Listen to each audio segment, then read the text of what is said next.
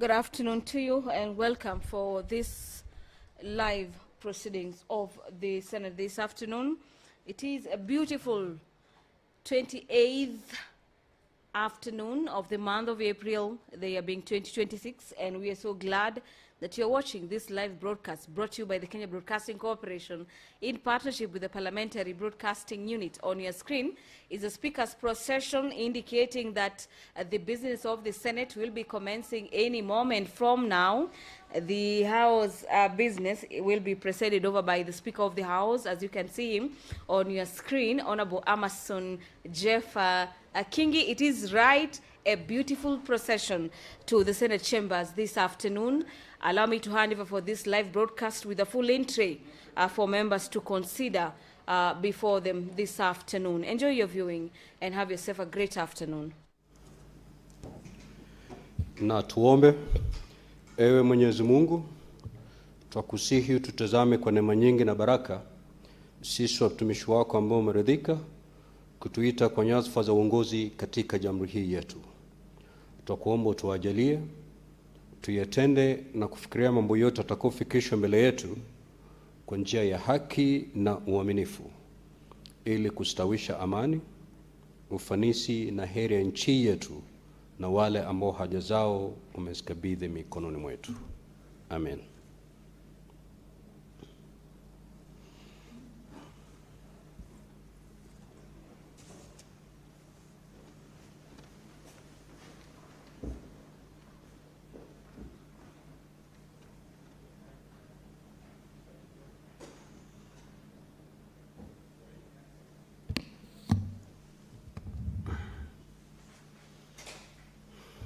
Glad to have quorum.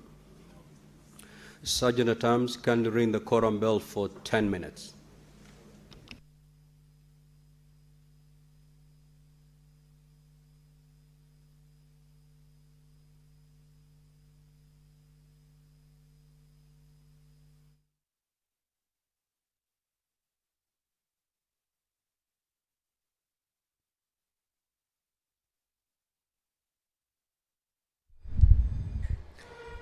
Well, the business of the Senate this afternoon has kicked off, but upon the commencement of business, we are experiencing a small quorum hitch that will be addressed courtesy of that quorum bell that is on ring mode as per the directives by the Speaker of the House, who is currently presiding over the business of the Senate.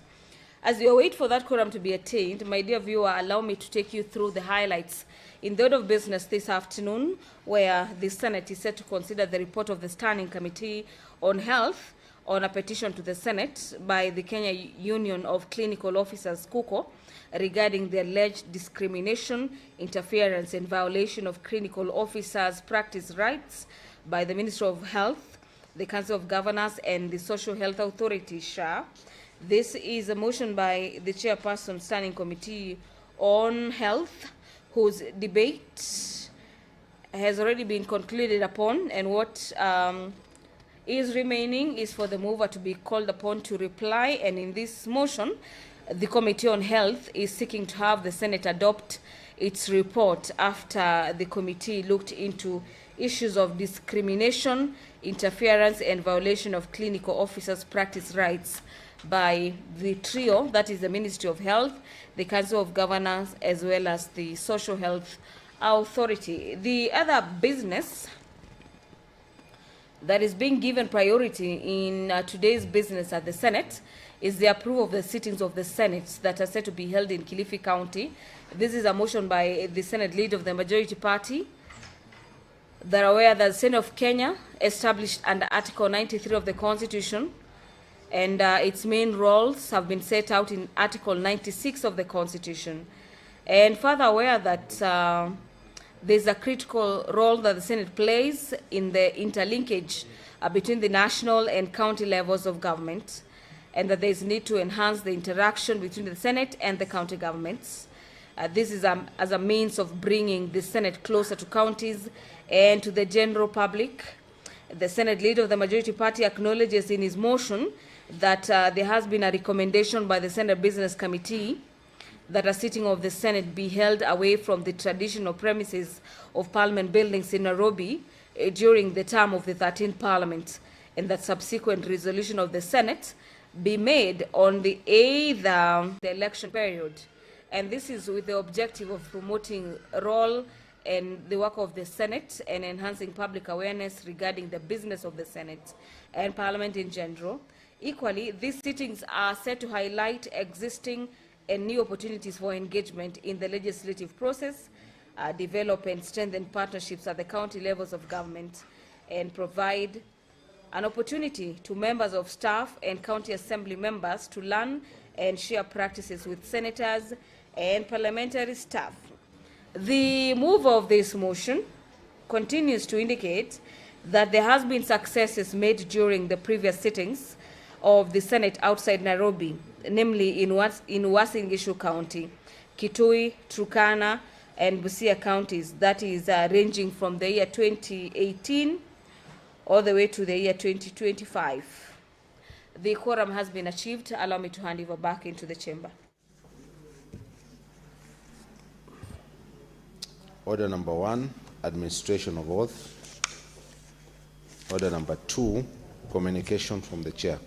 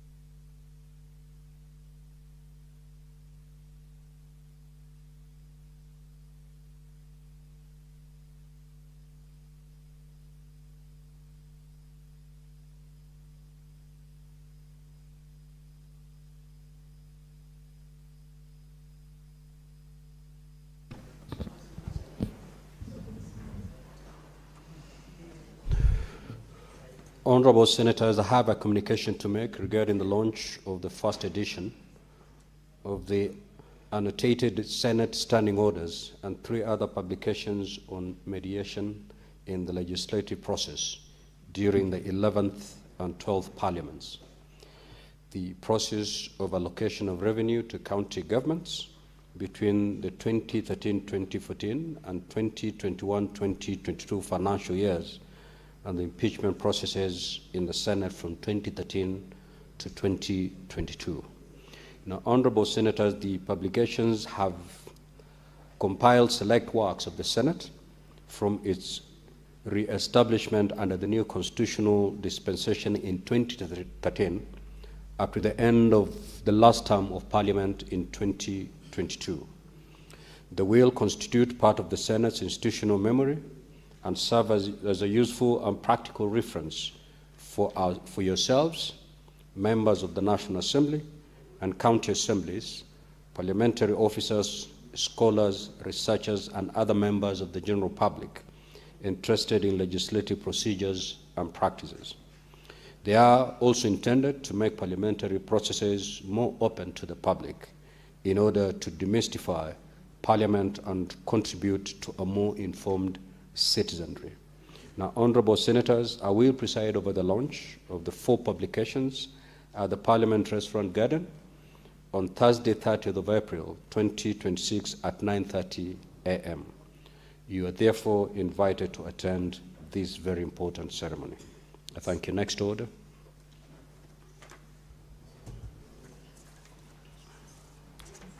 Order number 3, messages.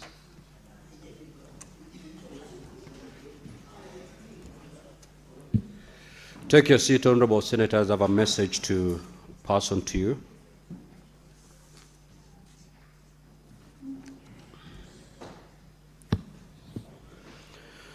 Honorable Senators, I wish to report to the Senate that pursuant to Standing Order 46.3 and 4, I have received the following message from the Speaker of the National Assembly, Senator for Kakamega. Be orderly, please. I have received the following message from the Speaker of the National Assembly regarding the approval by the National Assembly of the Senate amendments to the Technopolis Bill, National Assembly Bills number 6 of 2024. The message, dated Wednesday, 22nd of April 2026, was received in the office of the Clerk of the Senate on Thursday, 23rd of April 2026. Now, pursuant to Standing Order 46.5, I now report the message. Pursuant to the provisions of Standing Order 41.1 and 148 of the National Assembly Standing Orders, I hereby convey the following message from the National Assembly. Whereas on Tuesday, 19th of November 2024, the National Assembly conceded and passed the Technopolis Bill, National Assembly Bill number 6 of 2024, with amendments, and thereafter referred the bill to the Senate for consideration in accordance with Article 110.4 of the Constitution. And whereas the Senate conceded and passed the said bill with amendments on Wednesday, 12th of November 2025, and referred it back to the National Assembly for reconsideration in accordance with the provisions of Article 112.1b of the Constitution. And whereas on Tuesday, 14th of April 2026, the National Assembly considered and passed the Senate amendments to the said bill in the form passed by the Senate, now therefore, having concluded the bicameral passage of the bill, I will present the bill to His Excellency the President for assent in accordance with the provisions of Article 112 of the Constitution. I thank you. Next order, Clerk.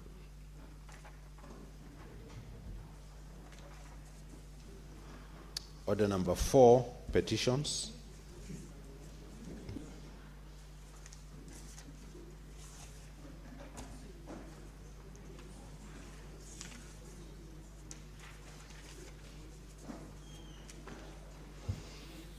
Senator for Nairobi City County, the Honorable Edwin Sifuna.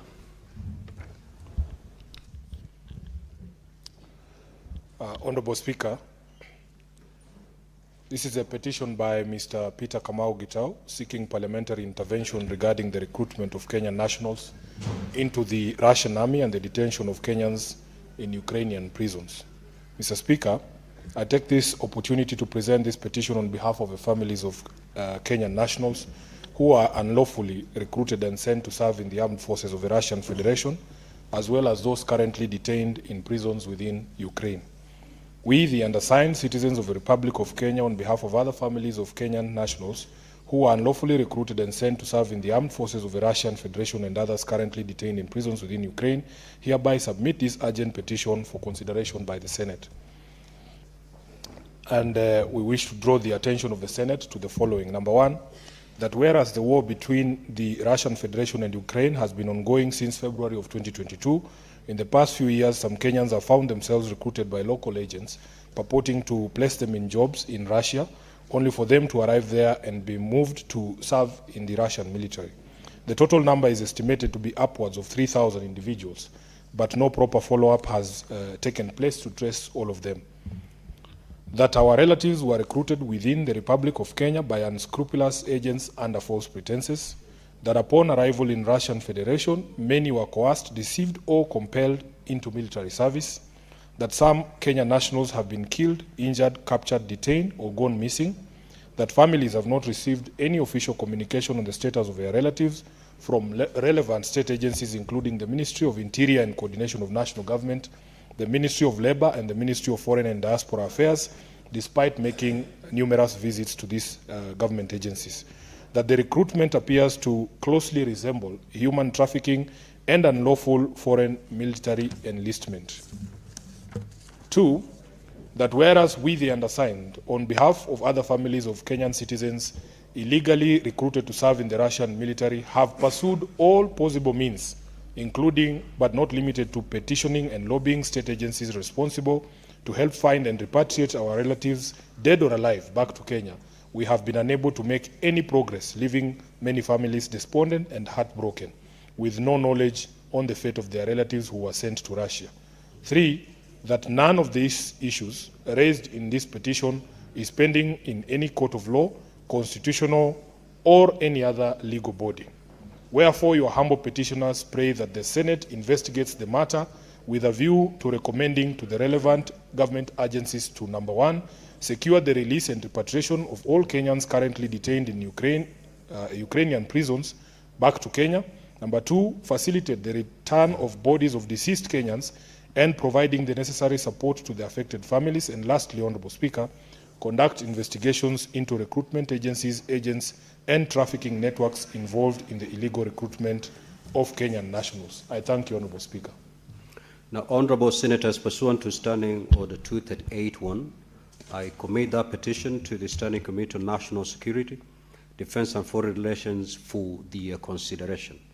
Now, in terms of Standing Order 2382, the committee is required in not more than 60 calendar days from the time of reading the prayer, which is today, to table its report in the Senate for consideration.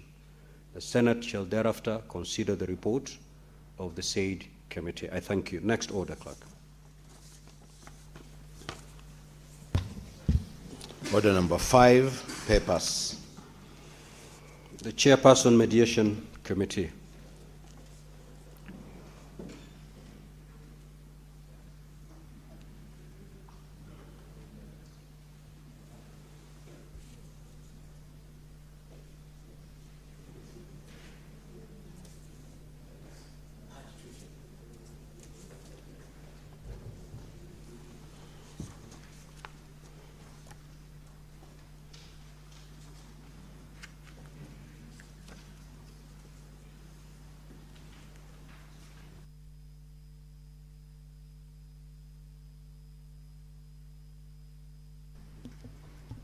Thank you, Honorable Speaker.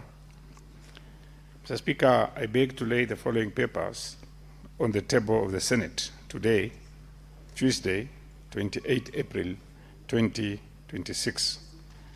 This is a report of Mediation Committee on the Food. Oh my God, this is a different one.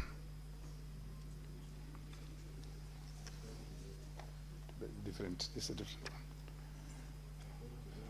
Fine. Let me, 1 minute.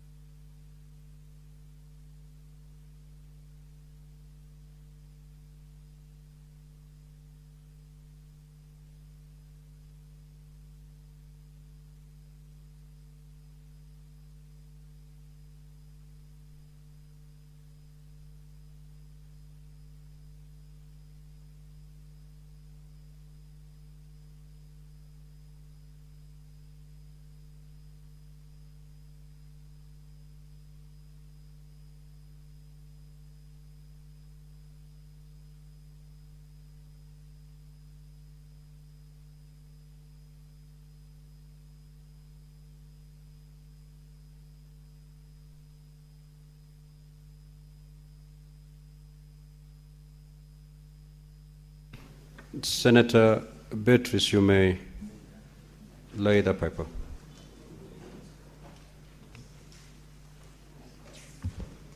Mr. Speaker, sir, I beg to lay the following paper on the table of the Senate today, Tuesday, the 28th April 2026. A report of the Mediation Committee on the Food and Feed Safety Control Coordination Bill, National Assembly Bills number 21 of 2023.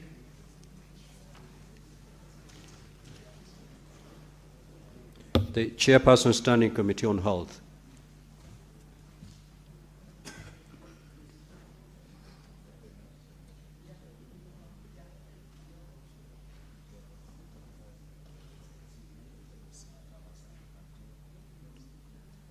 Minority Leader, you may proceed to table. The chair is not present, so you may table on his stead.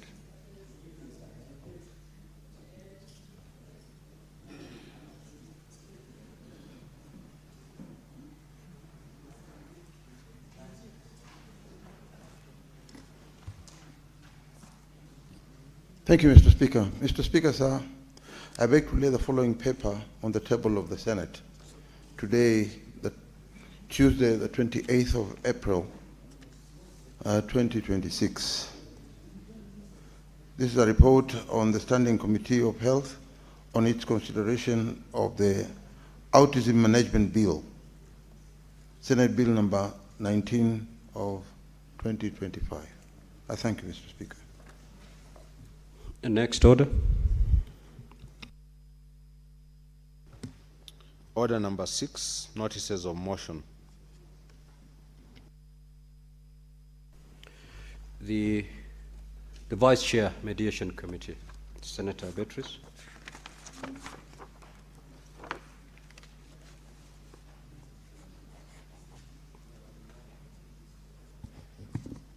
Honorable Speaker, this is a motion, notice of motion on the Food and Feed Safety Control Coordination Bill, National Assembly Bills number 21 of 2023.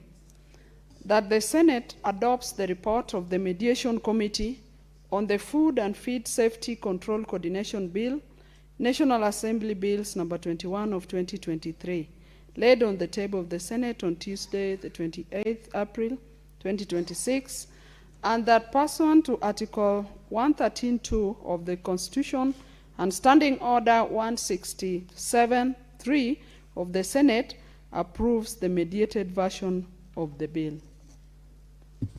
Senator Chuta, you may lay your paper, please.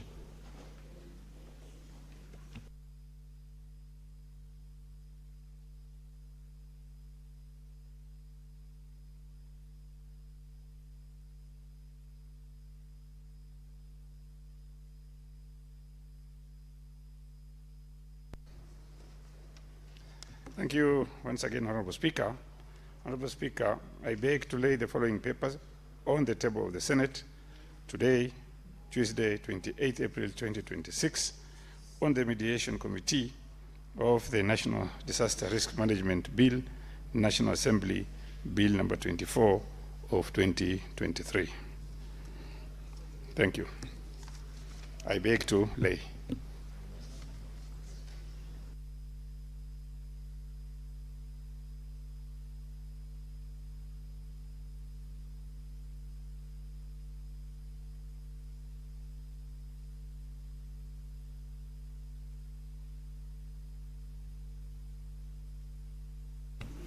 Next order, clerk.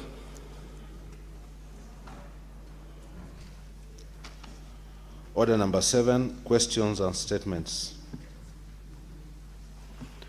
Statements pursuant to Standing Order 52-1. Senator for Nandi County, the Honorable Samson Cherake.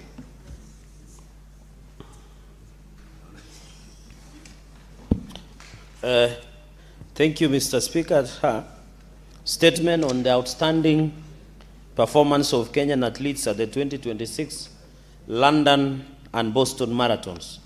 Mr. Speaker, sir, I rise pursuant to Standing Order 52-1 to make a statement on a matter of national concern, namely the outstanding performance of Kenyan athletes at the 2026 London and Boston marathons. Mr. Speaker, sir, Kenya once again demonstrated its global dominance in long-distance running at the 2026 London and Boston Marathon. At the London Marathon, Sebastian Sawe shattered the previous marathon world record set by the late Kelvin Kiptum by an outstanding 65 seconds. He established a new record of 1 hour, 59 minutes and 30 seconds, becoming the first human in history to run a sub-2-hour marathon in a competitive race. For a long time, this achievement was thought to be impossible. Mr. Speaker, Sebastian Sawe, who comes from the same place as I do, is a remarkable athlete whose journey started out as a pacemaker. He steadily honed his craft, and he finally made his debut at the 2024 Valencia Marathon. He delivered an outstanding performance, emerging victorious and marking the second fastest debut in the history at that time. He later ran in 2025 London and Berlin marathons and clinched victories in both. His recent win at the London Marathon puts his tally at 4 victories from 4 marathons he has contested in. This achievement is a true testament to his extraordinary zeal, discipline, and talent. Mr. Speaker, sir, at the same race, Amos Kipruto came in 4th after clocking 2 hours, 1 minute, and 39 seconds.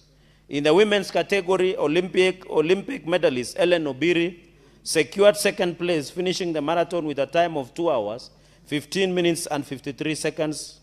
In the London Marathon champion, Joycelyn Chepkosgei secured a 3rd place in the race, clocking 2 hours, 15 minutes, and 55 seconds.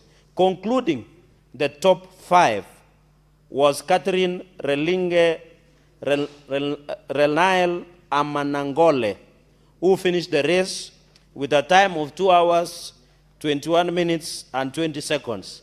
Mr. Speaker, sir, other than the performance of Sebastian Sawe and the other Kenyan athletes at the London Marathon, I wish to celebrate the performance of Kenyan athletes at the 2026 Boston Marathon in the United States of America, which was held just 6 days before the London Marathon. John Korir successfully defended his Boston Marathon title and set a new course record of 2 hours, 1 minute, and 52 seconds. Benson Kipruto secured 3rd place in the men's race with a time of 2 hours, 2 minutes, and 50 seconds, which was faster than the previous course record. Alex Masai, Nicholas Kipkorir, and Wesley Kiptoa also finished strongly in the men's top 20. Sharon Lokedi triumphed in the women's race for the 2nd consecutive year, clocking 2 hours, 18 minutes, and 51 seconds, while Lois Chemunungung and Mary Nguki Cooper completed all the Kenyan podium, having come in 2nd and 3rd respectively. Mercy Chelangat and Irene Cheptai added to Kenya's dominance in the women's fields with top 6 finishes. Mr. Speaker, sir, these achievements are a source of immense national pride and reflect the discipline, resilience, and excellence of our athletes who continue to raise Kenya's profile on the global stage. Their victories are not only personal milestones, but also a national celebration that deserves formal recognition and celebration. It is imperative that all the records set by our athletes are formally ratified by the World Athletics to ensure their rightful place in international athletics history. Ratification will preserve Kenya's legacy and accord our champions the recognition they deserve. Mr. Speaker, sir, Kenyan athletes are not only sports icons, but also cultural ambassadors who inspire millions across the globe. Their achievements bring honor to our flag and unite us in celebration. It is therefore imperative that we institutionalize a culture of recognition that goes beyond symbolic gestures. We must ensure that their victories are told, their legacies are preserved, and their welfare prioritized both during and after their careers. So, Speaker, sir, the success of our athletes should serve as a catalyst for renewed investment in sports infrastructure, coaching, and talent development across all counties. By nurturing young athletes and creating pathways to international competition, we can sustain Kenya's legacy in athletics and unlock new opportunities for youth empowerment and national cohesion. The government must play a more active role in appreciating and empowering these champions, ensuring they are recognized, rewarded, and supported in ways that reflect the magnitude of their contribution to the national identity.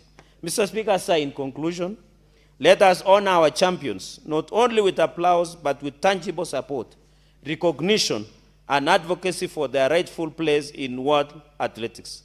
Their achievements at the 2026 London and Boston Marathons are a reflection of Kenya's excellence, and they deserve to be celebrated as the heroes of our time and posterity. I thank you, Mr. Speaker, sir. Senator from Marsabit County, the Honorable Mohammed Chute.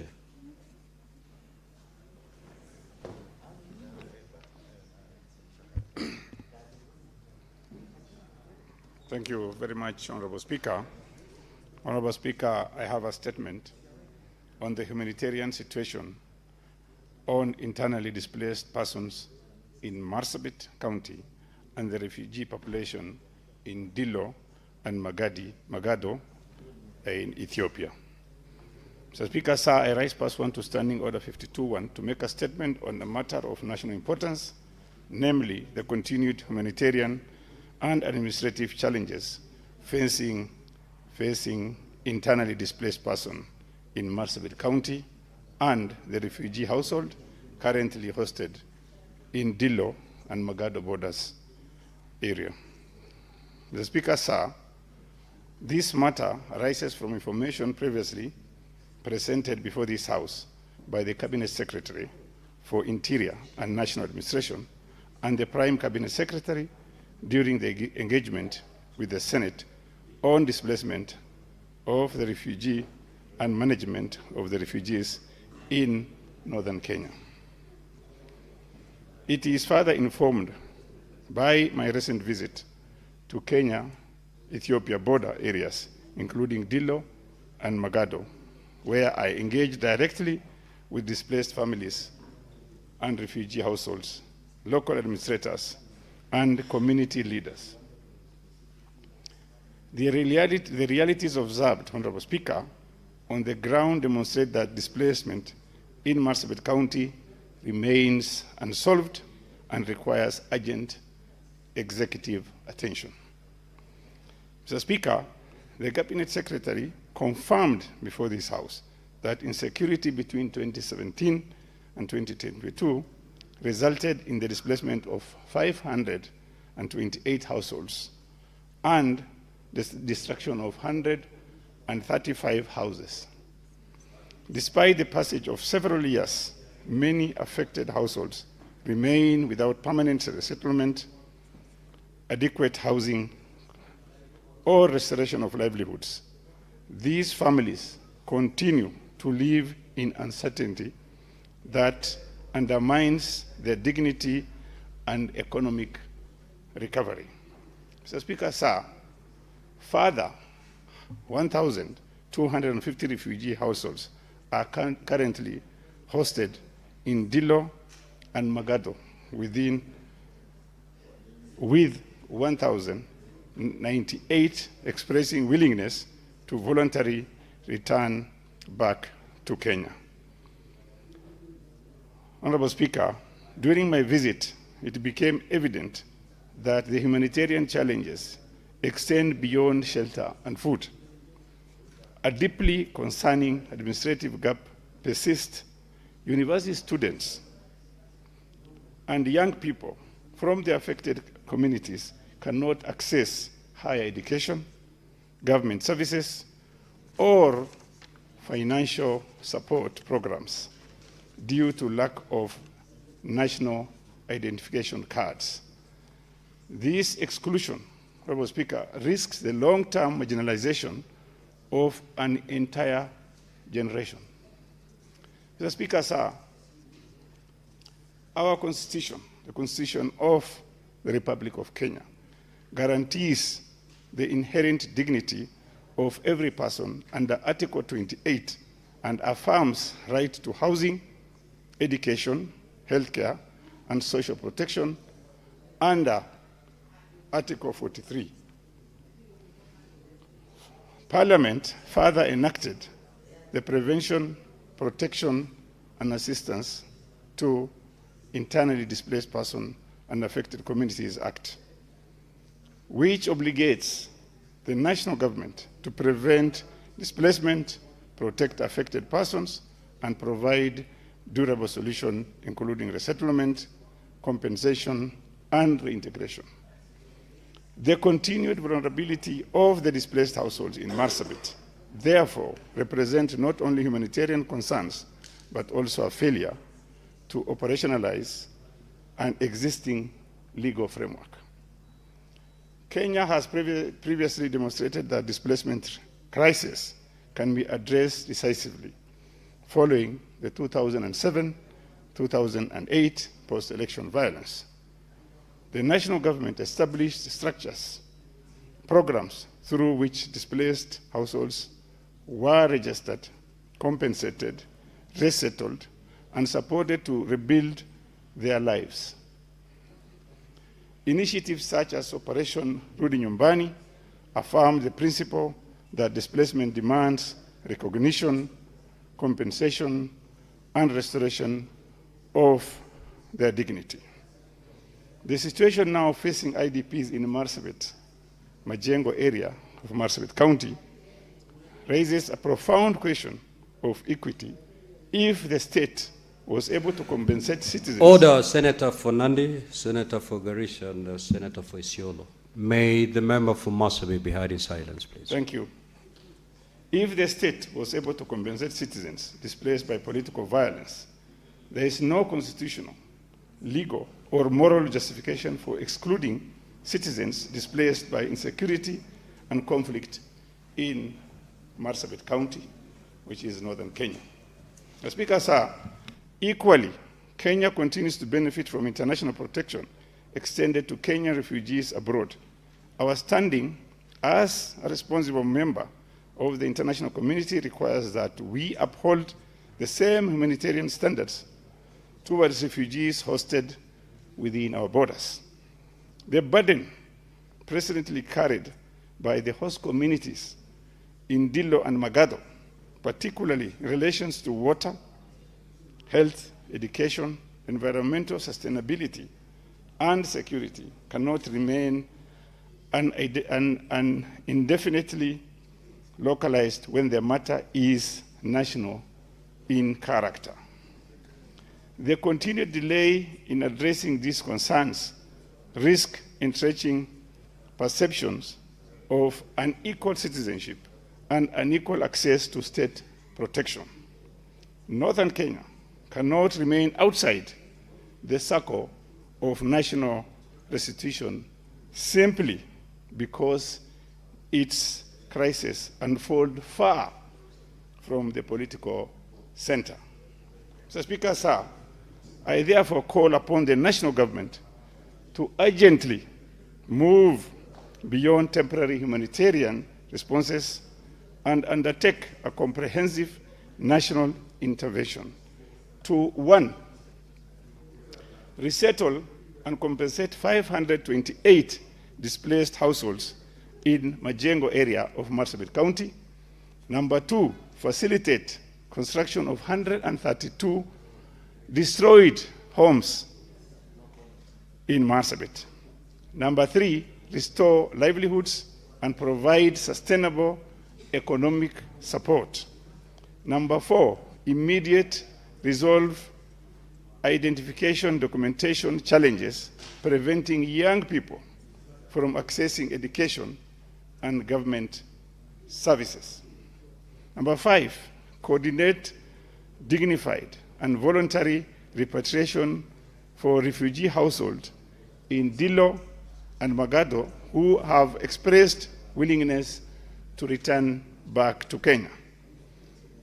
Number 6, Honorable Speaker, support host communities that continue to shoulder the humanitarian responsibility on behalf of our country.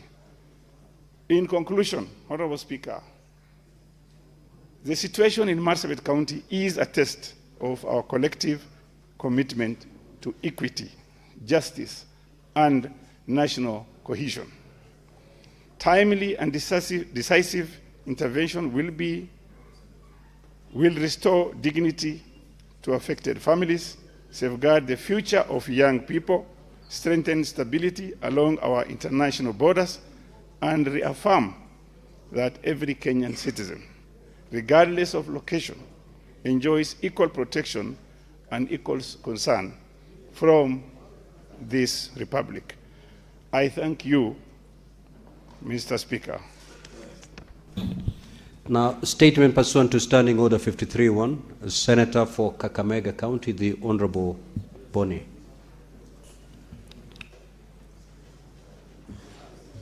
Mr. Honorable Speaker, I thank you. Mr. Speaker, I rise pursuant to Standing Order number 53-1 to seek a statement from the Standing Committee on Finance and Budget on a matter of countrywide concern regarding serious mismanagement of the payroll and budgetary challenges affecting employees and delivery of essential public services in the county of Kakamega. Mr. Speaker, sir, employees of Kakamega County have been unable to access healthcare services despite deductions from their salaries, owing to irregular remittance of statutory contributions to the Social Health Authority, SHA, and to the MTIBA medical insurance scheme. This, Mr. Speaker, has exposed our employees and their dependents to financial hardships and denial of essential care that is currently undermining their welfare and eroding the trust in public financial management. At the same time, Mr. Speaker, as if it was not enough, there has been a drastic reduction in capitation for early childhood development education centers and technical and vocational education and training institutions, which is currently threatening the quality of sustainable foundational and technical education in Kakamega, disproportionately affecting vulnerable learners and weakening human capital development. Mr. Speaker, in this statement, I request that the committee should address the following. One, what is the status of the statutory deductions from Kakamega County employees' salaries for SHA and MTIBA, including the total amounts deducted vis-a-vis amounts remitted, giving reasons for non-remittance, reasons for delays, and measures to ensure compliance and accountability. Two, the committee should address the measures being taken to guarantee an uninterrupted healthcare access for the affected employees. Three, whether budgetary allowances for capitation to ECDE and TVET institutions have been reduced, and therefore provide specific figures and explain the rationale behind such reduction. Finally, Mr. Speaker, the committee should address the impact of the reduced funding on service delivery, enrollment, and dropouts from those institutions, and identify systemic payroll management and budget execution challenges within the county government of Kakamega, together with the corrective actions, including immediate restoration of adequate funding and strengthening oversight. I thank you, Mr. Speaker. Senator Dr. Bonnie Khalwale, MD, CBS, MP, Senator of Kakamega. I thank you. Senator for Tharaka Nithi County. Senator for Tharaka Nithi County, the Honorable Senator Mwenda Gataya. Thank you, Honorable Speaker. Honorable Speaker, I rise pursuant to Standing Order 53.1 to seek a statement from the Standing Committee on Health on a matter of national concern regarding the deplorable state of facilities at the Mathare National and Teaching Referral Hospital. Mr. Speaker, Article 43 of the Constitution guarantees every citizen right to the highest attainable standard of health.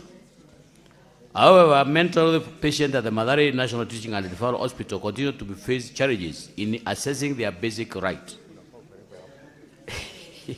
The hospital is in a state of profound deterioration, characterized by dilapidated infrastructure, bed shortage, and overcrowding.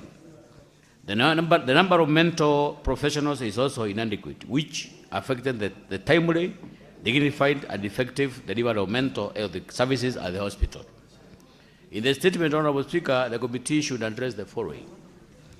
The budgetary allocation for the Mathare National and Teaching Referral Hospital in the 2025-2026 financial year, broken down into funds allocated for infrastructure, development, staffing needs, medication, and patient welfare. Number two, Honorable Speaker, the committee should also look at the immediate measures to address overcrowding and bed shortages and present plans for renovating or replacing dilapidated and non-functional facilities. Number three, Honorable Speaker, the committee should also look at the current number of psychiatrists at the hospital and the patient to specialized ratio specifying interventions being implemented to progressively improve staffing levels and service delivery.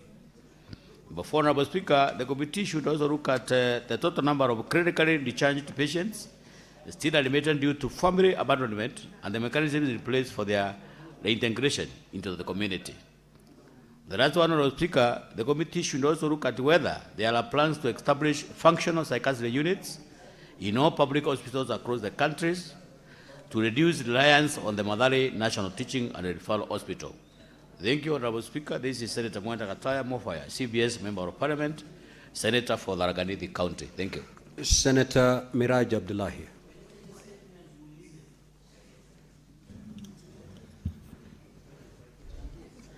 Thank you, Mr. Speaker, sir. I rise pursuant to Standing Order 53-1 to seek a statement from the Standing Committee on Agriculture, Livestock and Fisheries on a matter of county-wide concern regarding the implementation of agriculture and blue economy programs in Mombasa County. In the statement, the committee should address the following. 1. The budgetary allocations made by the county government of Mombasa towards agriculture and blue economy programs from 2022 to date. 2. The number of beneficiaries of these programs disaggregated by sub-county and the criteria used in selecting beneficiaries, and outline the types and quantities of agricultural input distributed to them, including seeds, fertilizers, livestock, and other forms of farm support. 3. The specific blue economy initiatives undertaken in support of fish folk, aquaculture projects, fish processing, and value addition. 4. The measurable outcomes, including increase in agricultural productivity, fisheries output, and job creation, particularly for the youth and coastal communities. 5. Challenges encountered in implementing these programs and the measures taken to address them and enhance program effectiveness. Thank you. Senator for Nyandarua County, the Honorable John Methu. That statement is dropped. Now, honorable senators, before I allow comments on those statements, allow me to communicate the following. Honorable senators, would like to acknowledge the presence in the public gallery this afternoon of a visiting delegation of lecturers and students from Masai Mara University in Narok County. The delegation comprises 4 lecturers and 154 students who are visiting the Senate for an academic exposition. On behalf of the Senate and on my own behalf, I extend a warm welcome to the delegation and wish them a fruitful visit. I will call upon the majority leader and 1 minute to extend a word of welcome.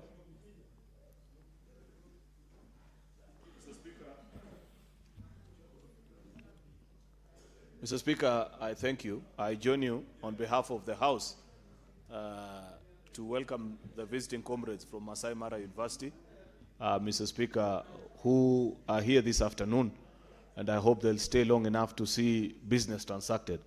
We have very interesting business this afternoon, including shortly, Mr. Speaker, where yours truly will be moving the Division of Revenue Bill. Mr. Speaker, one of the key organs or duties and reasons for existence of this House, Mr. Speaker, and subsequently members will debate and share their thoughts on that very important subject. So I hope that they'll be around long enough, Mr. Speaker, to engage, learn, interact. Many of us that are in this House, Mr. Speaker, trace our roots to leadership, to what we did as young student leaders, and that's why we are here today. So I hope they don't delay a minute in their active participation on their journey to leadership. I wish them well in everything that they pursue in their life. Thank you, Mr. Speaker. Thank you. Again, honorable senators, before I allow comments, there is a bill that is time-bound and is contained in order number 16. And therefore, pursuant to Standing Order 45-2, allow me to rearrange today's order paper. We will handle order number 16 and thereafter resume the normal flow of today's order paper. Clerk.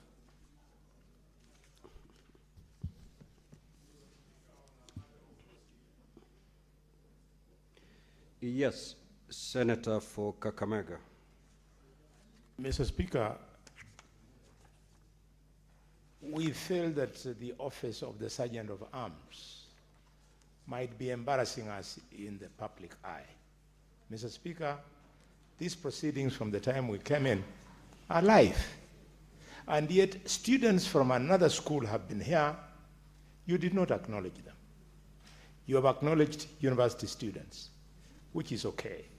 But what message are we sending to the children, especially with those schools, that you fail to recognize, Mr. Speaker?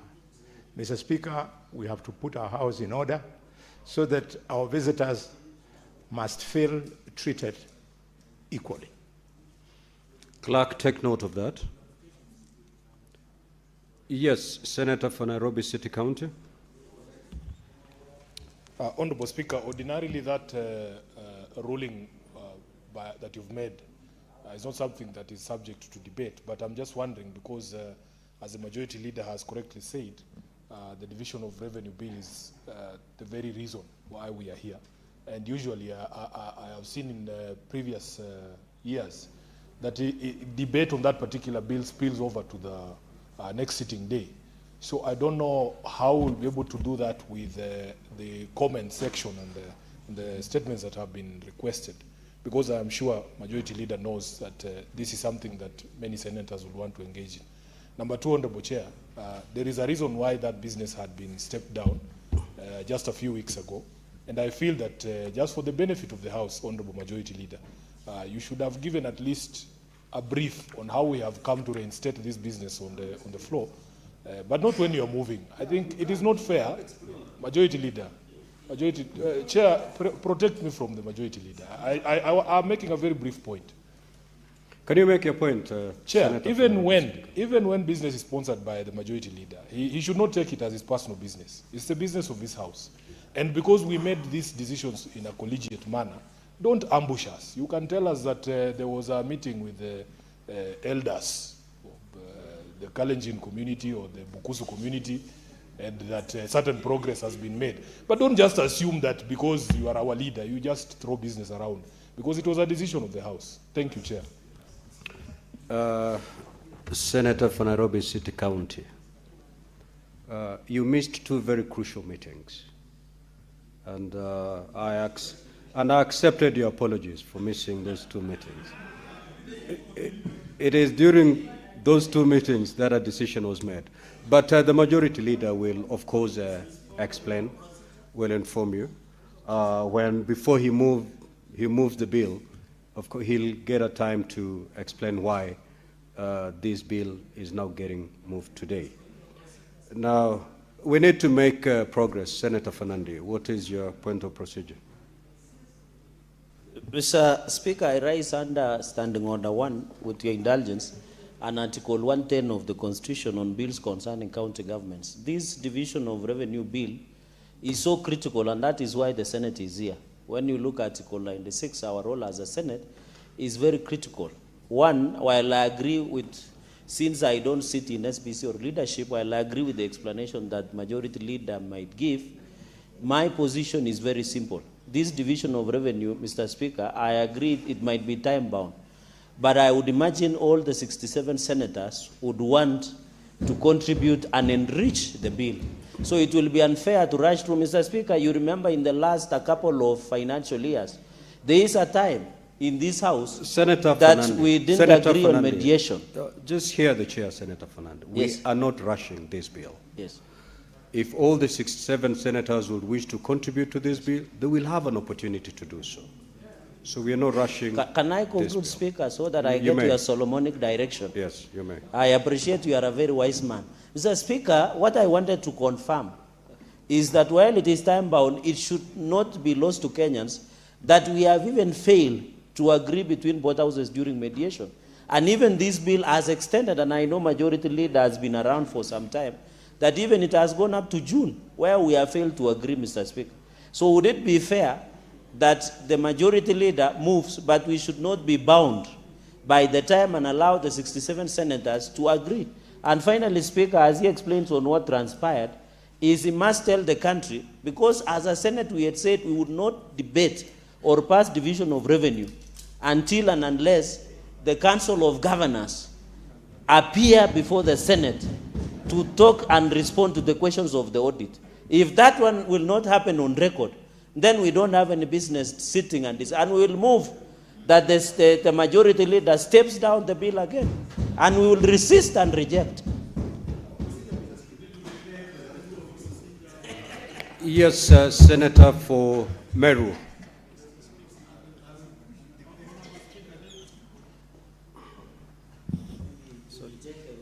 I think I was very fast more than the person giving me the mic, Honorable Speaker. I'm sorry. Honorable Speaker, I really understand the weight of the division of revenue bill. And though it takes that we should really deliberate and dispense of it. But Mr. Speaker, looking at the standing order today, the division of revenue bill is under under paper 16. Sorry, under paper 16. Honorable Speaker, under paper 15 is the narcotic drugs and the psychotropic substances control amendment bill, Senate Bills number 1 of 2024. Honorable Speaker, I've really been queuing to move this bill, which really affects my county. Honorable Speaker, as much as I agree with the members that we really need to dispense off with the division of revenue bill, Honorable Speaker, also my bill is very, very critical, Honorable Speaker.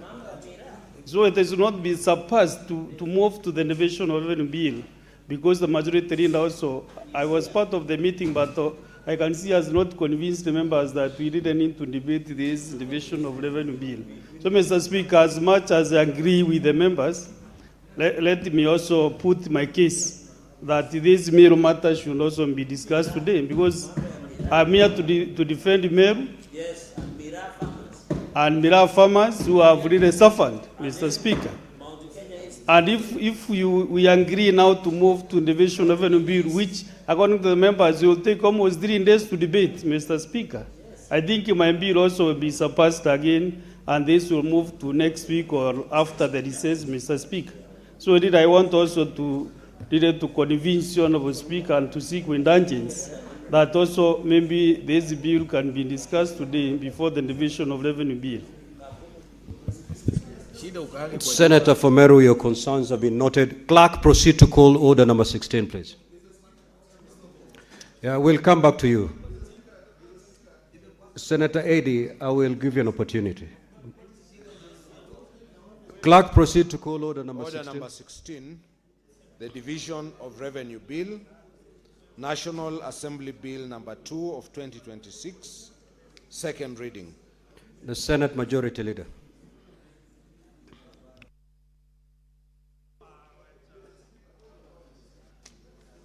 Mr. Speaker, I rise to move that the Division of Revenue Bill, Senate Bill number...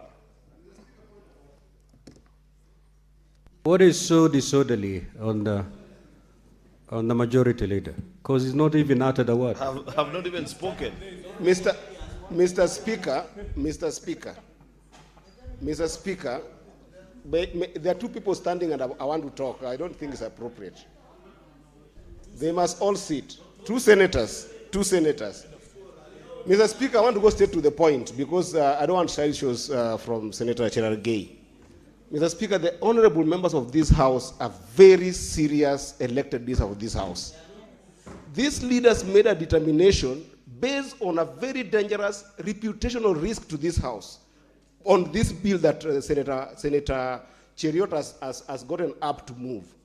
We made a decision as a House that not up until that issue is addressed in a collegiate way should this bill be introduced. Mr. Speaker, this bill is not about Senator Cheriot. It's not about Senator Sifuna. This bill is about the reputation of this House. At the very least, if there was even a small respect to this House by that committee or leadership that met, we should have been called as a House before even that matter is put in the business of the House for Kamukunji.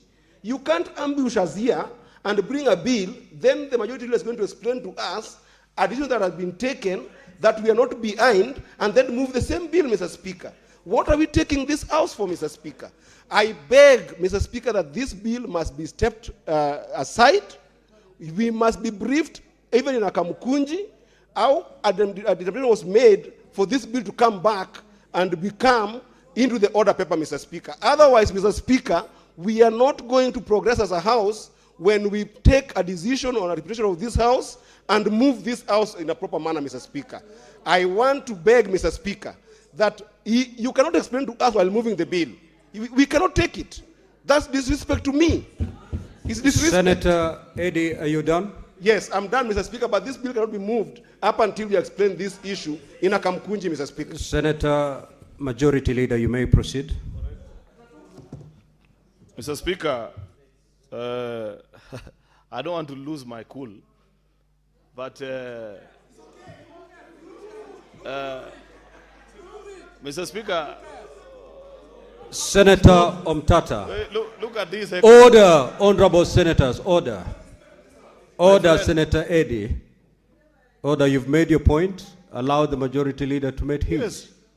Mr. Speaker, when we rose on Thursday last week, or was it on Tuesday, we promised the House that as a leadership, we are going to consult.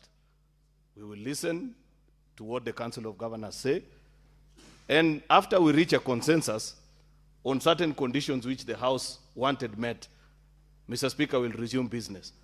I am the one who moved this House, Mr. Speaker, and said we cannot transact any business with the Council of Governors until they resume appearance before County Public Accounts Committee. Now that that matter is behind us, Mr. Speaker, I don't know how to shout back at Senator Eddie. Order, honorable senators, more particularly Senator Eddie and Senator for Nairobi City County. Allow the majority leader to explain. Allow the majority leader to explain. Proceed, majority leader. I did not complain particularly about the senator for Nairobi because I didn't hear him say anything. It is Senator Eddie who's becoming unruly this afternoon, Mr. Speaker. And I don't find that to be fair. Because, Mr. Speaker, in this House, we respect each other as colleagues. When he rose to speak, I listened to him. I may not necessarily agree with what he was saying, but I calmly sat back in my chair, listened to him. I believe it's only fair, Mr. Speaker, that when a colleague is speaking, particularly on important matters such as this, we accord them the opportunity to be heard without shouting back at them, particularly when we have young leaders such as this before us, Senator Eddie. Therefore, Mr. Speaker, the point I was explaining is that when this House made that decision, since this matter began between us and the Council of Governors, there are certain conditions that as a House, as a leadership, we were extremely clear about. For me, because I've spoken on this matter perhaps more than any other colleague, is that I found it completely incomprehensible, Mr. Speaker, that a council can sit and say, we shall not appear before a particular committee, until such and such a member is moved. And I said that is not a matter that we shall ever meet anywhere to discuss. And I have resisted any attempts for mediation, including from very high offices, Mr. Speaker, because I believe in the importance of this House. So yesterday, when we met as a leadership for the last 2 weeks, we had representation from membership of the County Public Accounts and Public Investments. Both chairpersons were there.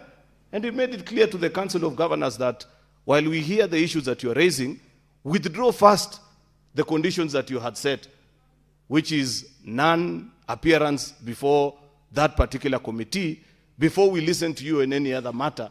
And they willingly agreed, Mr. Speaker, and said they shall be appearing before those committees as from today. Senator Moses Kajwang, who's the chair of Public Accounts Committee, was in that meeting.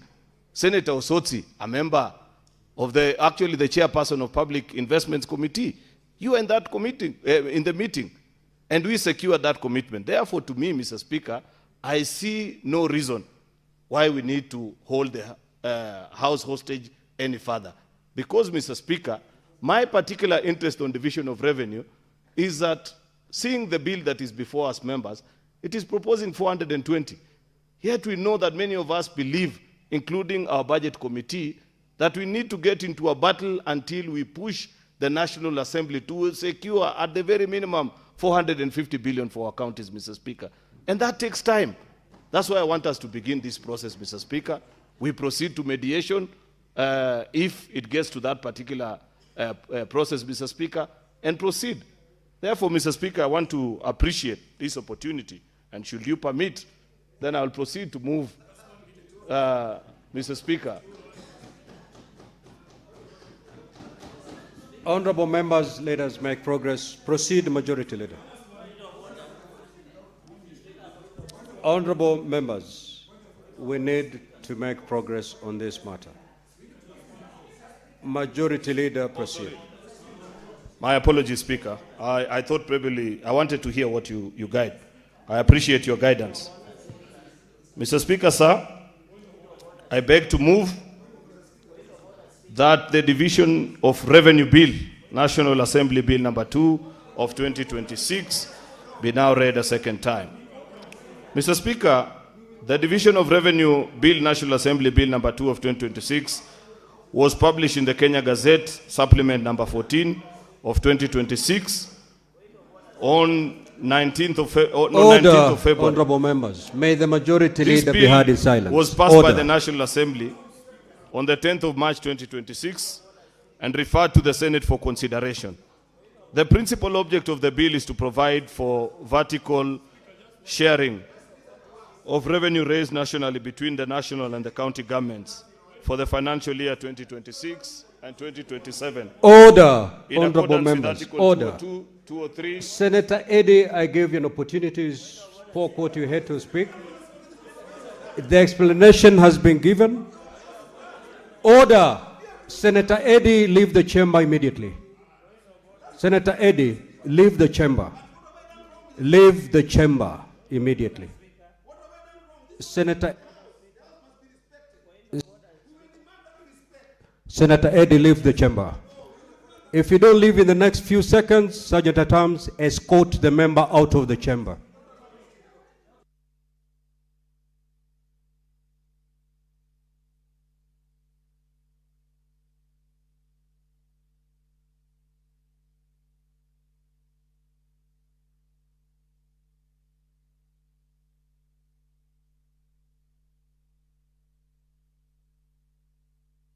Sergeant at Arms, kindly.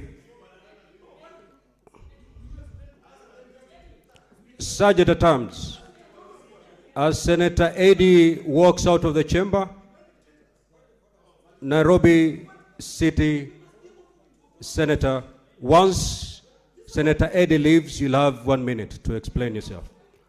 Sergeant at Arms.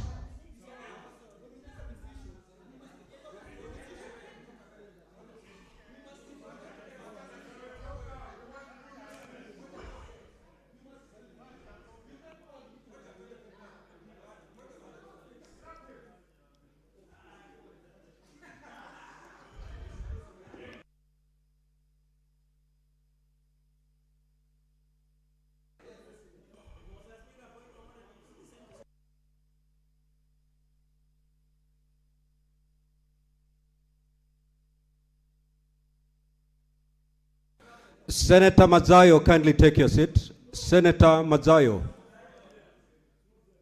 Senator Mazayo, take your seat.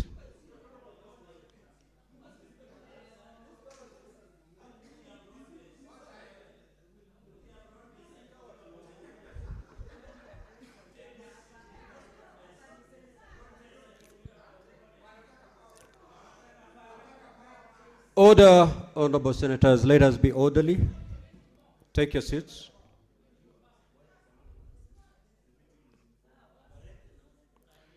Yes, Senator for Nairobi City County.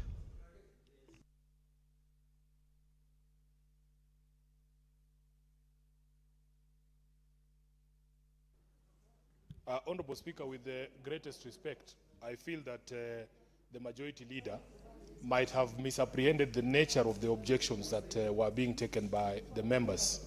The objection was, Honorable Chair, that because the decision was a collegiate decision of the House, once the leadership of the House met, at the very minimum, the House should have been informed so that people know that at the next sitting, there is going to be this matter being reintroduced after everybody has been brought on board as to the reasons. Number two, Honorable Speaker, there are certain expectations that we would have, there are certain things we would have expected to happen. For instance, the manner in which the Council of Governors took and communicated their decision was such that it even resulted in defamation of members of this House.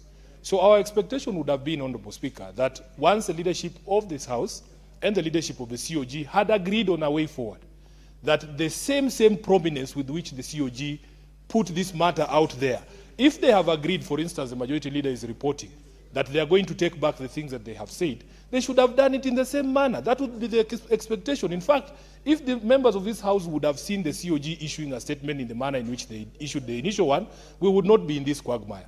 Honorable Speaker, lastly, I feel that we as a leadership must also respect this House. I have been a great supporter of the majority leader on this matter. But unfortunately, Honorable Speaker, I was very taken aback to hear the majority leader in a public engagement using the very same words against members of this House that the Council of Governors has used on us. That was a bit disappointing from my perspective, and I must let him know officially, because these are not private matters, that you cannot use the same accusations that the Council of Governors was throwing at this House and knowing the decision that we have taken, and then you go and use the same words against your colleagues in this House. As a leader of this House, I thought that there you misspoke, and personally I feel like Order. Allow the senator to conclude his thoughts. I feel that the majority leader owes us an apology, and that is why. Give me a minute to conclude. I'm concluding, and that is why, Chair, you will see some resistance. That the majority leader, having done that, and the history of this matter being known to all of us, he cannot just stand up and then say he's moving the bill. Listen to us, majority leader. You are the leader of this House. Please listen to your members. Just listen to us. I thank you, Honorable Speaker. Senator.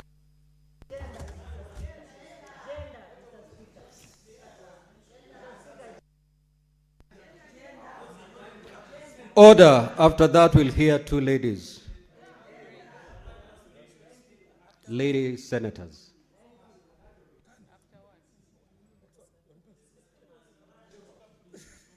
Yes, Senator Kenya, it's back. The system is back.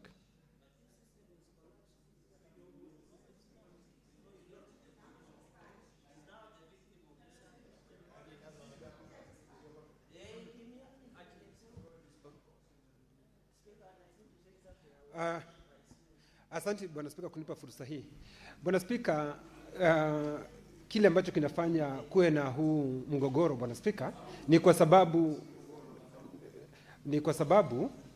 Bwana Spika, wakati tuliketi hapa kama seneti tulikubaliana, lakini baada ya kiongozi walio wengi kuja hapa Bwana Spika, anasema ya kwamba wamekubaliana na magavana, lakini sisi hatukuhusishwa Bwana Spika. Kwa hivyo shida kubwa ni sisi hatukuhusishwa. Angelituambia, kwa sababu tuna vile ambavyo tunawasiliana katika jumba hili. Kama angetuambia tungekuwa na shida. Lakini yeye ni kama ana uongozi wa kiimla Bwana Spika. Anakuja hapa anatuambia kwamba ninawaambia na nyinyi msikize, na anaendelea Bwana Spika. Bwana Spika, hiyo tutakataa leo, kesho kutwa na mtondogo tutakataa. Lakini kwa sababu hakutuhusisha. Kwa hivyo Bwana Spika, jambo geni ambalo alifanya, jambo baya ambalo alifanya ni kutokutuhusisha. Amemhusisha mwenyekiti, akamhusisha mwenyekiti huyu mwingine, basi akasema sisi wengine ni wafuasi. Na sisi wafuasi tutakataa, Bwana Spika. Kwa hivyo ni mpaka atuhusishe, atuambie ni nini waliongea na hawa magavana, na baada ya kuongea na hawa magavana ni mpaka watoe taarifa kwa vyombo vya habari, Bwana Spika. Vile ambavyo walitoa zile taarifa, wasitoe taarifa kwa kiongozi wa wengi katika jumba lake, Bwana Spika. Hilo tutakataa. Kwa hivyo tunahitaji taarifa kwa You've made your point, Senator Kenywa. Honorable Senator Kavindu. Thank you, Mr. Speaker. Asante sana kwa kunipa hii fursa niweze kuchangia, Bwana Speaker. Bwana Speaker, wakati tulikataa kudiscuss hii bill, tulikuwa wote hapa, na hata kama magavana wamekubali kutimiza yale tulisema watimize, tungeitwa kwanza Kamukunji, tuketi chini, tuelezewe ni nini ilitendeka, ni nini ilifanyika kabla haijawekwa kwa order paper. Na Bwana Speaker, hakika tukikubaliana kitu wote kwa jumla, ni lazima pia tuhusishwe wote. Ni vizuri tuko na leadership, lakini leadership hawajiongozi wenyewe, wanatuongoza sisi. Na sisi hapa tunahitaji kuhusishwa ili tuwe tunajua tunakuja kuongelelea nini. Na Bwana Speaker, kama hii jambo itaendelea, Eddie arudishwe kwa nyumba, kwa sababu Eddie hafai kutolewa kwa nyumba kwa sababu ya kutetea hii. Na Bwana Speaker, tunasema kabla hii haijaendelea na haijasomwa hapa na majority leader, ni lazima tuite Kamukunji, hata kama ni saa hii, tuongelelee wote ndio iweze kuletwa tena kwa order paper. Bila hiyo, Bwana Speaker, tutatoka wote nje. Senator Kavindu, you're totally out of order on your last limp of your contribution. You are doing so well until you started being an advocate of your colleague. Senator Beatrice. Honorable Speaker, I thank you for giving us the opportunity to hear from us. And Honorable Speaker, just as my colleagues have said, we made a decision in plenary here. And Honorable Speaker, the leaders are not leading themselves. They lead members of the Senate. Honorable Speaker, one issue I take with the Council of Governors is the manner in which they made their information. Honorable Speaker, they had a press conference. They spelled out names of colleagues from this House. They declared that they were not coming to the committee. And Honorable Speaker, it gave a picture that them or us as a Senate have a choice on when to go to a committee or whether to go to a committee or not. And Honorable Speaker, you know, we do not have that choice. It is upon that, Honorable Speaker, that I put my prayers to you that a communication be made to the members first before we move to the next step. Honorable Speaker, a number of our colleagues were also, especially the head of my delegation, Senator Moses Kajwang. I remember his name being splashed by this same COG. I would prefer that they had raised a presser and they rescind those decisions they had made publicly. And Honorable Speaker, they declare to the nation that now they are coming back to attend to committee sitting. Honorable Speaker, that is my prayer to you. Senator Rober.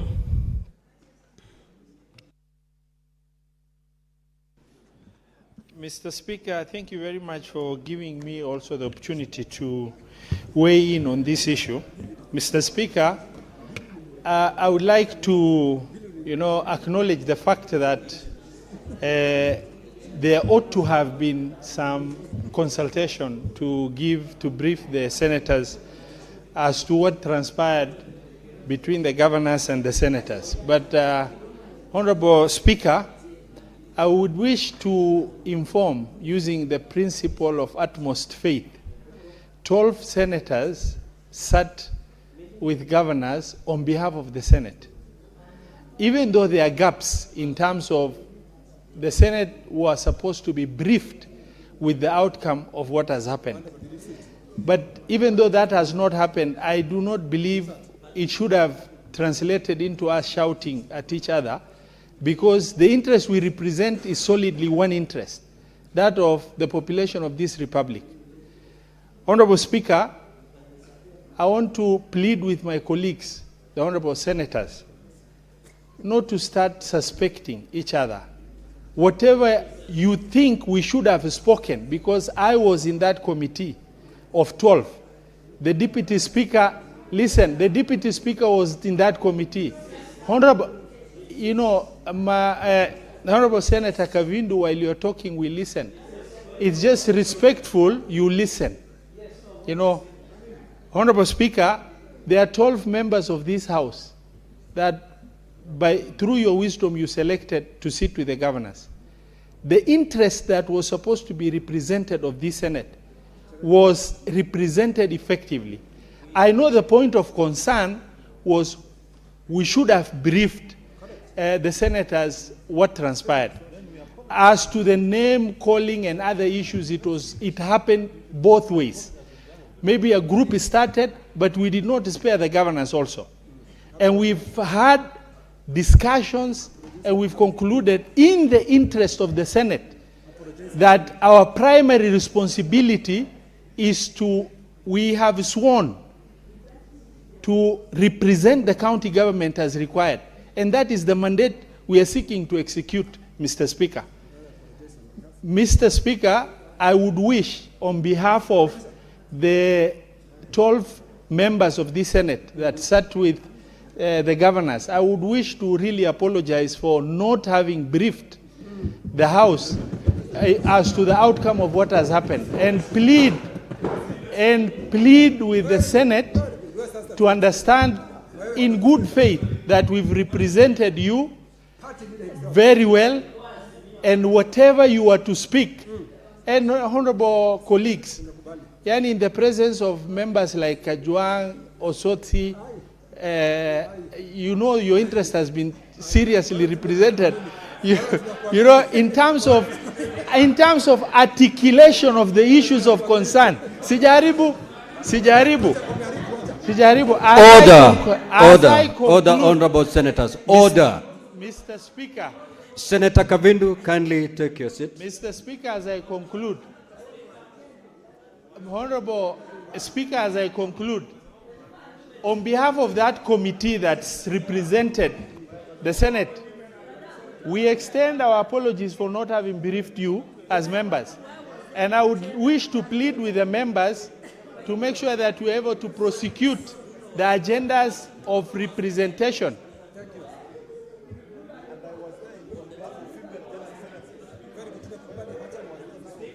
Honorable Speaker, the House is not conducting itself with decorum, Mr. Speaker.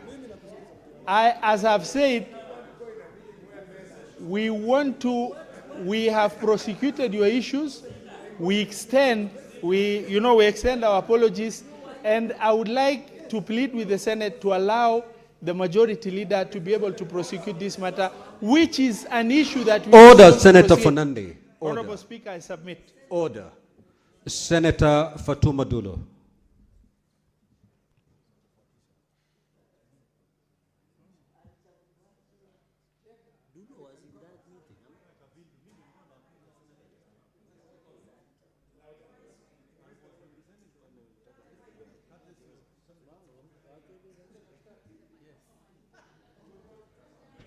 Thank you, Mr. Speaker.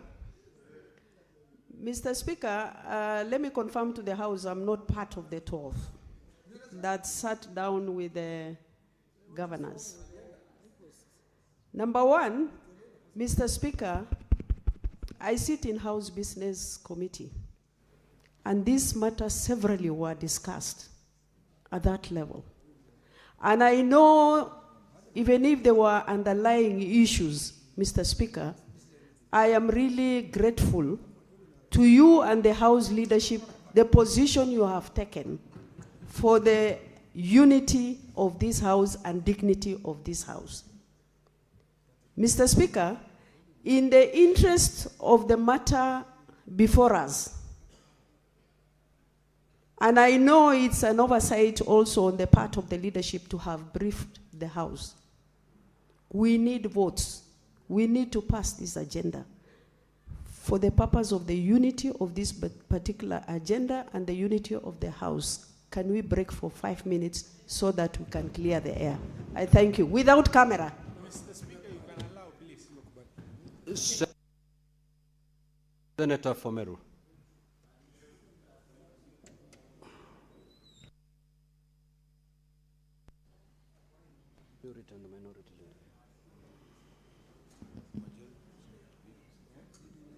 Thank you, Honorable Speaker, for this opportunity. Honorable Speaker, issues raised by the members are really weighty. And Mr. Speaker, I want to confirm that I was a part of the leadership that met the Council of Governors, amidst to other Senate leadership. But Mr. Speaker, I think there was some disconnect. We met 2 days and we made very nice discussions and we came up with good resolutions. But Mr. Speaker, I think it is important to also afford the membership of this House an opportunity also to get to know the resolutions, what we discussed, and Mr. Speaker, that will really move out these impasse that we have now, Mr. Speaker, so that we can make progress. Let us not be seen as if, Honorable Speaker, can you protect me from... Senator Kavindu. Order, Senator Kavindu, order.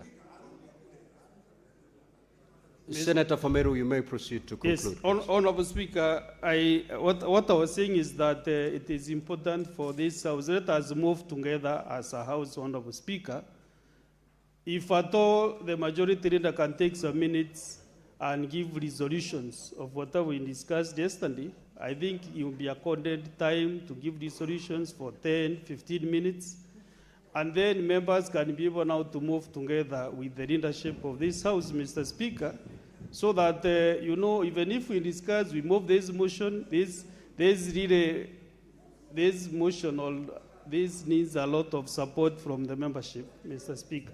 So I will really imply my colleague, Majority Leader, maybe to, before moving this motion, Mr. Speaker, to give the House the resolutions, the discussion that we had, so that members can have that comfort. Let it not be seen like the leadership went into a certain kamkunji with the Council of Governors and agreed on matters that the members are not aware, Honorable Speaker.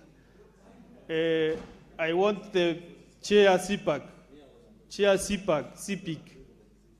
agree with the members also, so that also your committee can get support at the committees, and also when your issues are brought in this forum, Mr. Speaker. I think it will not cost us some few minutes to do that. And personally, I really wanted to apologize. Sorry?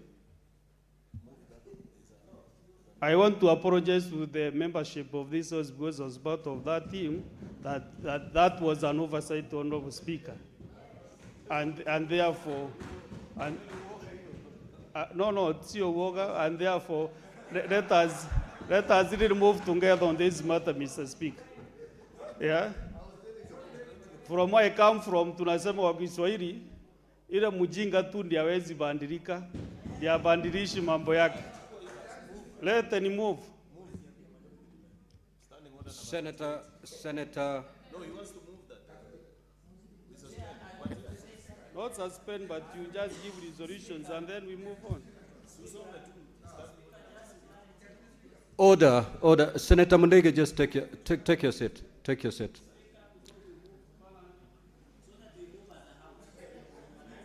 We can only move as a House, Senator Fernandi. How else do we move?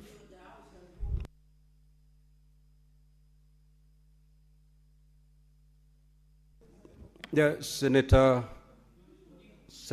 Robert, before you move, allow me to communicate this. Now, honorable senators, Senator Kenywa, under Standing Order 122, a senator commits an act of gross disorderly conduct if the senator A defies a ruling or direction of the speaker or chairperson of a committee. Under Standing Order 122.2, the speaker shall call a senator whose conduct is grossly disorderly to order and shall order the senator to withdraw immediately from the premises of parliament. And on the first occasion, for a maximum of 3 sitting days, including the sitting day of suspension. Now, honorable senators, Senator Eddie Okech, having persistently defied the direction of the speaker, and the speaker having had to order the sergeant-at-arms to escort him out of the chamber, the senator's conduct squarely falls under the operation of Standing Order 122.2a, and is therefore suspended for 3 sitting days, including today. Senator Roba, you may proceed.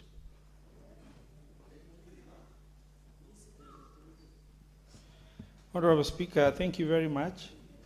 I rise in line with Standing Order 38 that touches on request for temporary suspension of sitting for 10 minutes for the reasons that preceded this discussion, to allow a bit of consultation. Honorable Speaker, I submit. Yes. And I request Senator Edwin Sifuna to second.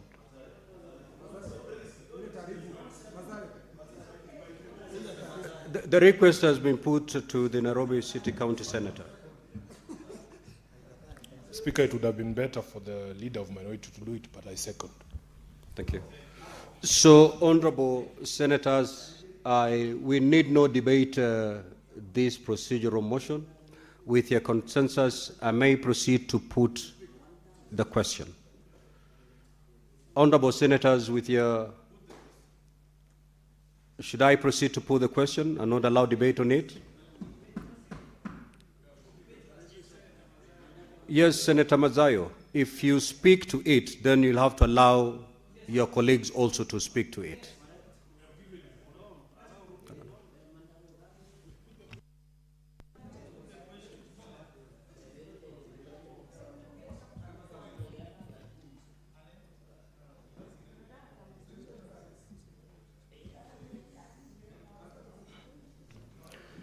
Now, Senator for Kilifi County, just take a seat before I allow you to say something. The motion having been proposed and seconded, I will now propose the question that the Senate suspends its sitting for 10 minutes to allow consultation on the issue of the division of revenue bill, and thereafter resume its business. Now, Senator Mazayo, the floor is open, but this is what I said. If I allow you to speak to this motion, I need to allow your colleagues who have something to say also to speak to the motion. Otherwise, then you allow me to put the question.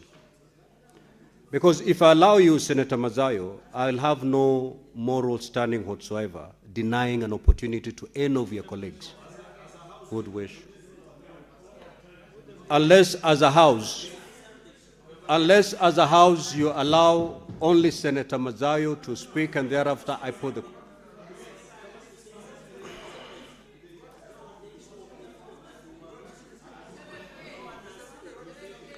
Senator Fernandi, the reason why we are going to Akamkunji is to allow you to say exactly what you want to say now.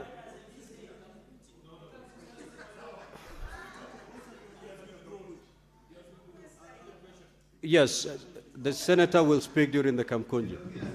So then, So then, honorable senators, I'll put the question, which is that the Senate suspends its sitting today for 15 minutes and thereafter resume its business.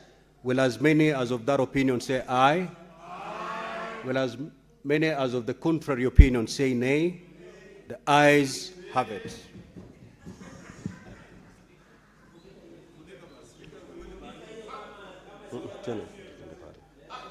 Siendi.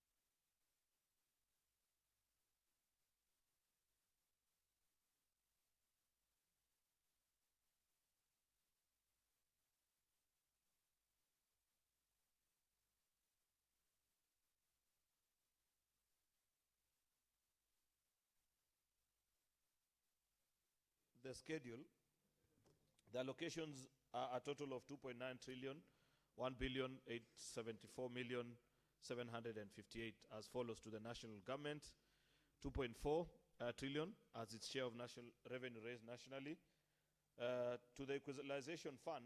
And Mr. Speaker, last weekend, I don't know if Senator Chute is in the house. I can't see him.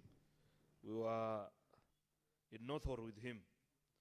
And while there, the citizens of Marsabit, actually one of them, and it's particularly challenging, Mr. Speaker, that I didn't know how closely ordinary citizens follow the work of this House. And just a common citizen, somebody who at face value would easily disregard us, maybe with very little information of what happens in the country, actually walked up to me and said, Leader of Majority, please conclude on the stalemate on the equalization fund. Because even as we speak about the equalization fund of 10 billion for the next approved revenue, which is 2022-2023, I'm sure all of you know the history of what is it called, equalization fund, and why this year we are appropriating now 2022-2023, Mr. Speaker, because of the many court cases. I need not go to that history, but and I don't want to lose my point. The point is this, Mr. Speaker, that as we discuss and think about the allocation to equalization fund of 10,250,000,000, Mr. Speaker, we are yet to conclude actually for 2020-2021 because of a stalemate between the two houses. And Senator Roba, perhaps as you rise to second the motion, you will guide the House on what as a committee you're proposing to us as a way of concluding this. I've just told you an ordinary citizen walked up to me in Northhor and asked that as a Senate, we need to conclude that business. That tells you how closely people follow the business that we transact in this House. Then the bullseye of the bill, the proposal from the National Assembly, Mr. Speaker, is 420 billion, which I will be quick to propose, Mr. Speaker, but I have made my point on where I think that figure ought to be, and I'll be awaiting the report from our members in Budget and Finance. I can see Senator Faki is in the House and is a member of that committee. They will guide us home on how to achieve that requirement, Mr. Speaker. Mr. Speaker, we have not just picked a figure out of the air and are proposing whatever figure.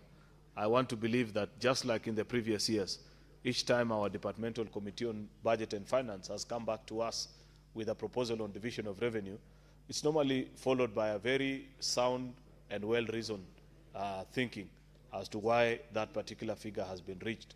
And therefore, I expect that as we move after the second reading and as we move to amending the bill, Mr. Speaker, should the committee guide us to get there, and I have made it quite abundantly clear before all and sundry that that's my understanding as Senator for Kericho, as a champion for devolution, and as leader in the House, that that needs to be the route that we pursue, Mr. Speaker, that they will give us the justification so that we just don't sit here and pontificate and say, oh, should be figure X, Y, or Z, that there is good justification for it, Mr. Speaker, as to why that particular figure is what we are proposing.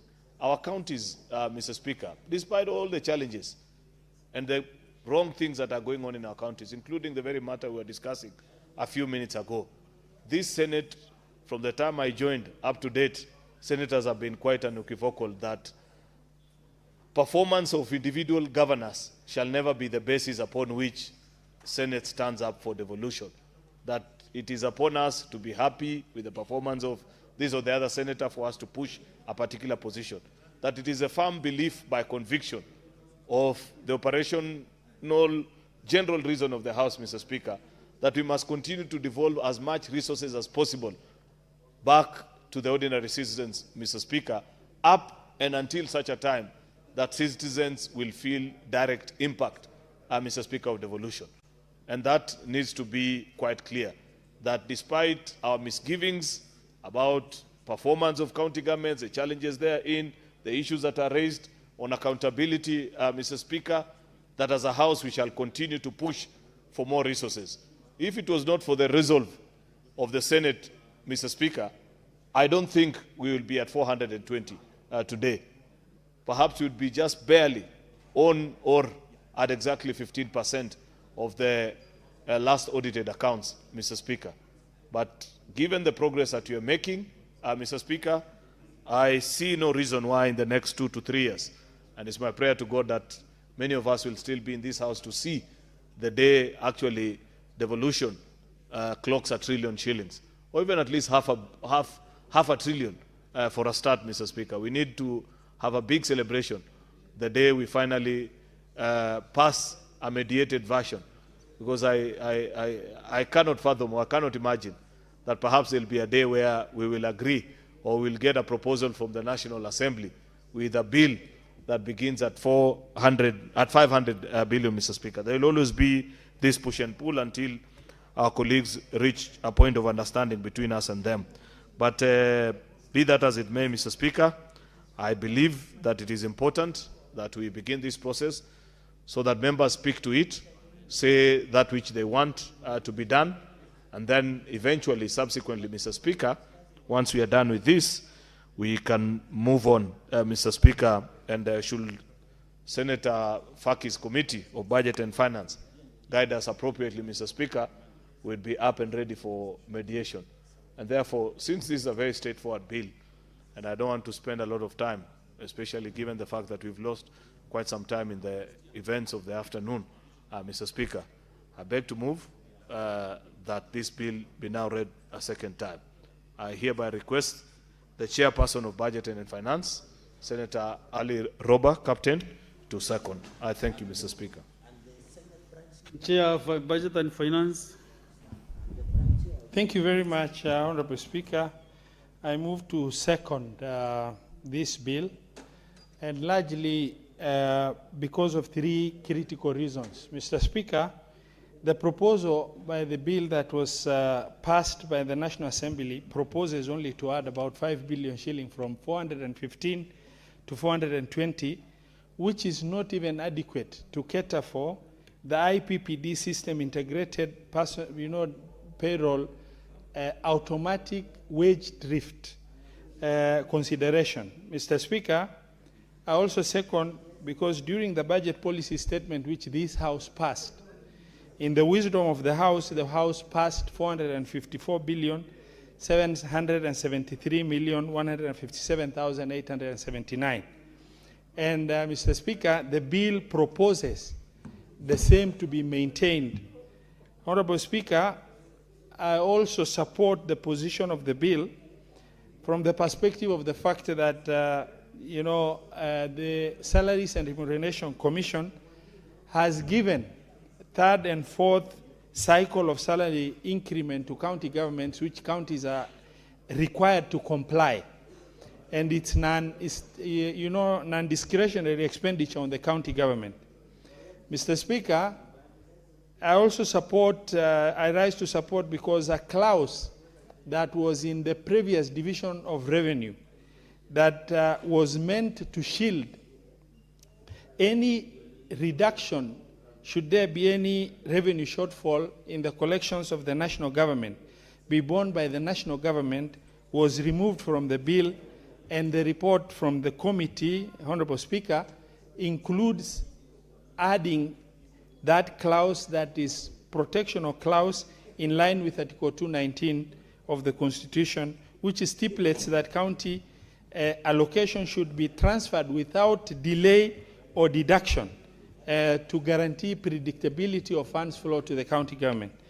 Honorable Speaker, the committee also included correction of an error in the bill that was sent to us by the National Assembly, which included 8.96 meant for health workers in line with funds follow function. That was erroneously included in Division of Revenue bill, which actually only deals with vertical share of revenue and not horizontal share of revenue. And within the report, the committee recommends that to be moved to county additional allocation. Honorable Speaker, I second. Very well, Senator Roba. So, honorable senators, I propose the question that the Division of Revenue Bill, National Assembly Bill number 2 of 2026 be now read a second time. So, honorable senators, I now open the floor for contributions. We start with Senator Chelagay. Mr. Speaker, thank you very much for this opportunity. This is a more straightforward bill on the issue of division of revenue, Mr. Speaker. And I would, as we had said, I want to thank the majority leader, the mover, and the seconder, the chairperson of committee, Senator Roba, and the party leader of UDM, Mr. Speaker. And also, I'm told in our small circles, in our chai tea sessions, is the branch chairperson of COG in the Senate. Mr. Speaker, I wanted to make the following observations, Mr. Speaker. The following, and of course, he has a wealth of experience, Mr. Speaker. Sorry, Senator Chalagay, there is a point of order from Senator Mohamed Ifak. Mr. Speaker, sir, we know Senator and former Governor Ibrahim Roba, captain and party leader of UDM, as a straightforward person. He has no responsibility as a member of the Council of Governors. Senator Chalagay, when there is a point of order, you should assume your seat and give the member. Is the senator in order to insinuate that Senator Roba is a part and parcel of the Council of Governors, yet he's an independent senator? Thank you. Senator Kenywa John.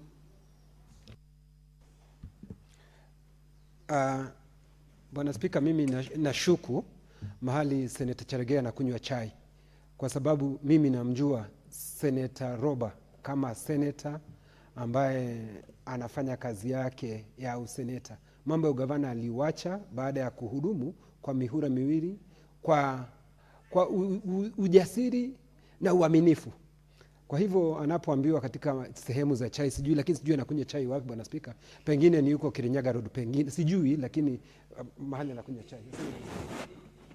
Senator Chalagay, ifafanua vyenye ulisema vizuri. Thank you, Mr. Speaker. Sir, I made that comment in jest, appreciating that the UDM party leader is a former governor, and he has a lot of friends in Council of Governors. That's what I just meant. I didn't make it in bad faith.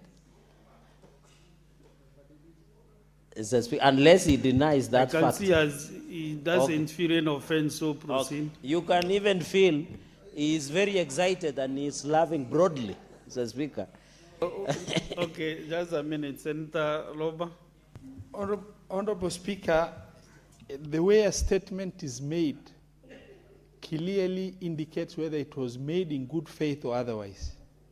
While I will gladly accept to be associated with governors, having been a governor for the last 10 years, I would wish to really get Honorable Senator Chelagay to explain when he said, I am a branch chair of the Council of Governors in the Senate. I really want him to substantiate. Maybe he will convince me that that is a position I should hold, but I want him to really substantiate, because that was not said in good faith from the Honorable Senator Chelagay. Senator Chelagay, you either substantiate or withdraw and apologize unconditionally.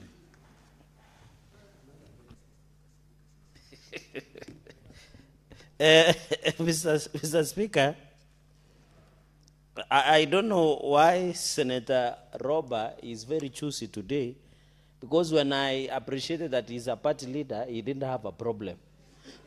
But when I said he's the branch chair, in quotes, Mr. Speaker, I don't find offense, but I know a number of governors who have. But I made it in good faith, that statement. I didn't mean to demean or bring disrepute against the distinguished senator of Mandera, who is my personal friend, and he has hosted me severally in Mandera.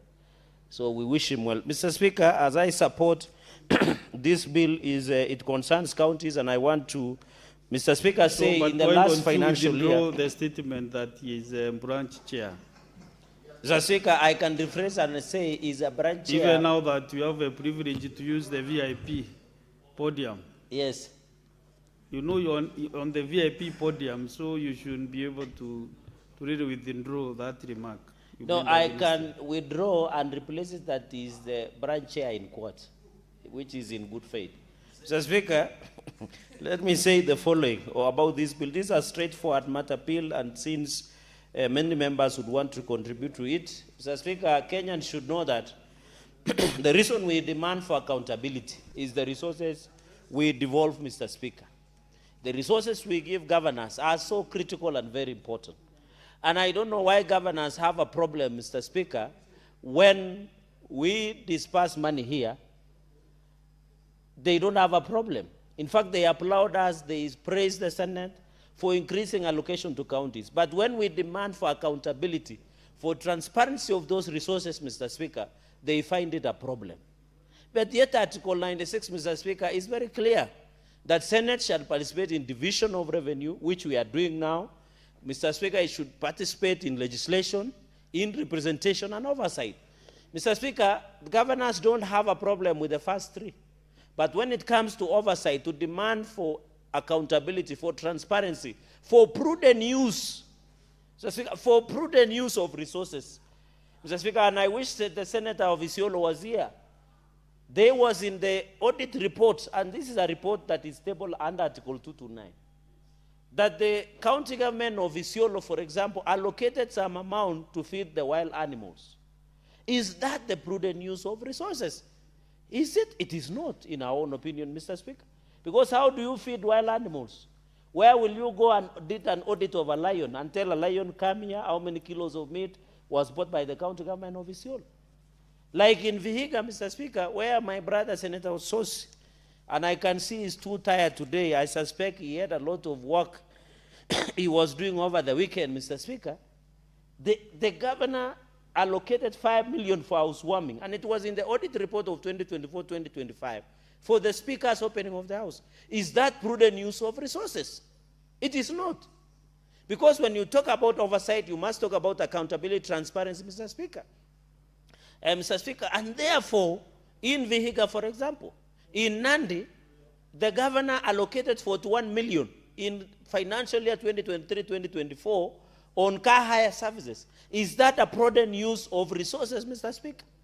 Over bursary, for example, over the pathetic roads that are in Nandi, Mr. Speaker, over the illegal sacking of 1,800 employees in Nandi County, Mr. Speaker. So what we are critiquing, Mr. Speaker, while we agree that the Senate has agreed, and I'm happy the chairperson of County Public Investment Committee, Senator Otsosi, is in the House, Mr. Speaker, is we want to look at the accountability, the transparency, and the prudent use of resources, Mr. Speaker.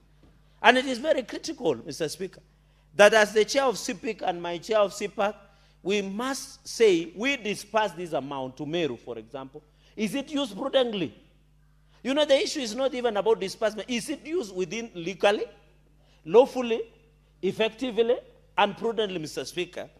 And therefore, the chair of CPIC, Mr. Speaker, through you, must note that although I saw over the weekend, Mr. Speaker, in Vihiga and Kisumu, the faction led by Senator Ososi was busy doing AI-generated photos of their political rallies in Vihiga and Kisumu, not reflecting the reality on the House, Mr. Speaker. And I suspect, since Senator Ososi was busy doing AI generation of photos, might have affected. Mr. Speaker, Senator the point... Why is your contribution generating a lot of point of orders? Can you stop being diversionary, Senator Cherege?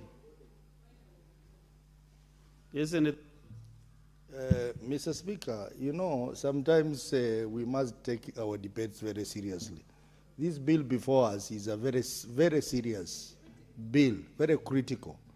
And it is important that my good friend Gerald Gay focuses on the content of the bill and the relevance of debate instead of dwelling into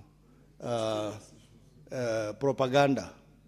we do not do, as Linda Ground, Mr. Speaker, we do very organic rallies. We don't transport people. If you look around our meetings, you'll never see yellow buses. Our people come to our meetings on their own, and we don't spend money.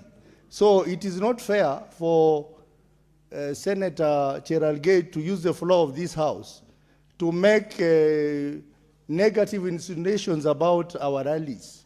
I wish he was there in Kisumu and he would see the huge mammoth crowds that were all over Kisumu town welcoming us. And you remember last week, he stood in this house and said that we will not even get to Kisumu. They will finish us in Vihiga before we get to Kisumu. I want to remind him, we had a very successful meeting in Vihiga, and we made a major triumphant entry into Kisumu. And that tells you that indeed one term is a reality. Senator Sosi, you know, you must really stand on a point of order that is very clear. Yeah? But familiarize yourself, Senator Cherargei, standing under 120. Irrelevance. So can you just speak to this important motion? And then you stop diverting to other censures. Mr. Speaker, I didn't divert. In fact, I was referring to him through you as the chair of CIPIC. That as a House, while we disperse, we must be prudent use, accountability, and transparency. Mr. Speaker, and that is very important. And the fact that they did AI generation of photos is not in question, Mr. Speaker. And it is very critical. And I'm surprised, Mr. Speaker, because he has mentioned, then why were the goons beating him up in Kisumu? If they love him in Kisumu, that's a question for another day. Mr. Speaker, there is an increment of 415 billion, Mr. Speaker. And Kenyans and citizens, wherever they are, in Mombasa County, where Senator Crystal Asige comes from, in my brother's county, Kilifi, God willing, will be there for Senate Mashinani in September, must know that even in Meru, where you are the respected Jurincheke, with distinction, Mr. Speaker, we are going to increase, even in Nakuru, we are going to increase a whopping 5 billion. And in the last, Kenyans should know that Senate is doing their job. We are pushing for more resources. Mr. Speaker, the Bible says, to whoever much is given, much is expected, Mr. Speaker, as the Bible says. So as we increase money from 415 billion to 420 billion, we will demand a more higher accountability, prudent use of resources, and transparency, Mr. Speaker, with integrity. That is very important, Mr. Speaker. On, you know, on Linda Ground, Linda Mashinani, whichever, which one? Do you wish to be informed by Senator Mandago? No, he looks today excited to inform me. I wouldn't decline. Senator Mandago. Thank you very much. Honorable Speaker, thank you very much. I just wanted to inform Senator Cherargei that the proposal of the Senate through the Finance Committee is actually 454 billion. Senator Cherargei, I thought you were aware of those figures by now. No, Mr. Speaker, I was coming home. I was just driving it hot. I wanted to bring it home, and thank you, Senator Mandago, for bringing it home for me. Because, Mr. Speaker, I was just showing Kenyans what the committee and the Senate, and also the agreement, because we also have National Assembly, who are sometimes obstacle to the more allocation of resources to counties. And I agree that, in fact, the intention of the Senate is against 4 trillion budget, the national budget. We should have had, Mr. Speaker, almost 450 billion. And it has never changed, Mr. Speaker. It is after consultation, and I wish I was not here, but I didn't listen so much on the chairperson of Finance Committee, Senator Roba, on the basis and the thinking of their reports. But I know, because we live in a reality, Mr. Speaker, we don't live in a vacuum. We know there is a public debt of Kenya shillings more than 10 trillion that Kenyans are being owed, Mr. Speaker, by the national government. And most of the revenue that we generate as a country, Mr. Speaker, is and is normally being given, Mr. Speaker, to pay the public debt. That is 10 trillion Kenya shillings. And I think there are many factors, the economic growth, the collection by revenue, Kenya Revenue Authority, Mr. Speaker. And I want to appreciate, Mr. Speaker, that those are some of the aspects that but the position of the Senate, and I want to agree. In fact, as we go, Mr. Speaker, we can forestall or create crisis under Article 110 of the Constitution. I want to propose, and I hope the chairperson of Finance, Senator Roba, is listening to this, that will bring an amendment to still insist that the Senate position is that counties must be given 450 billion Kenya shillings, additional 35 billion from what we gave last financial year. Because in the last financial year, Mr. Speaker, you are aware, we had allocated counties 415 billion. This, the Senate now moves and directs that we increase the allocation to counties from 415 billion to 450 billion, an additional 35 billion. The proposal of 420 billion, Mr. Speaker, is, and is, Mr. Speaker, and I always ask myself, who takes care, who babysits, who protects devolution? I thought it should be Senate. But from the argument, it looks like National Assembly are more concerned about money that is taken to counties as opposed to the money that is given to national government. National Assembly, Mr. Speaker, should be oversighting the national government. I saw a statement from Senator Mwenda Gataya about Mathare Hospital, where the services are poor here in Nairobi, Mr. Speaker. It is very unfortunate that Mathare National Referral Hospital has those challenges, Mr. Speaker. So the question is, the National Assembly Health Committee should tell us what is happening in Mathare, Mr. Speaker. But I want to appreciate, Mr. Speaker, some of the politicians in this country should be customers and clients of Mathare Mental Hospital, Mr. Speaker. Because what they normally say over the weekend, Mr. Speaker, borders to mental disturbances by some of the politicians, Mr. Speaker. They need to visit Mathare Hospital, mental, Mr. Speaker. And therefore, I want to, it should be on record that, Mr. Speaker, some of the comments you hear over the weekend in political rallies, I want to appeal that Mathare National Referral Hospital for mental wellness, for treating mental diseases, Mr. Speaker, should be given necessary support.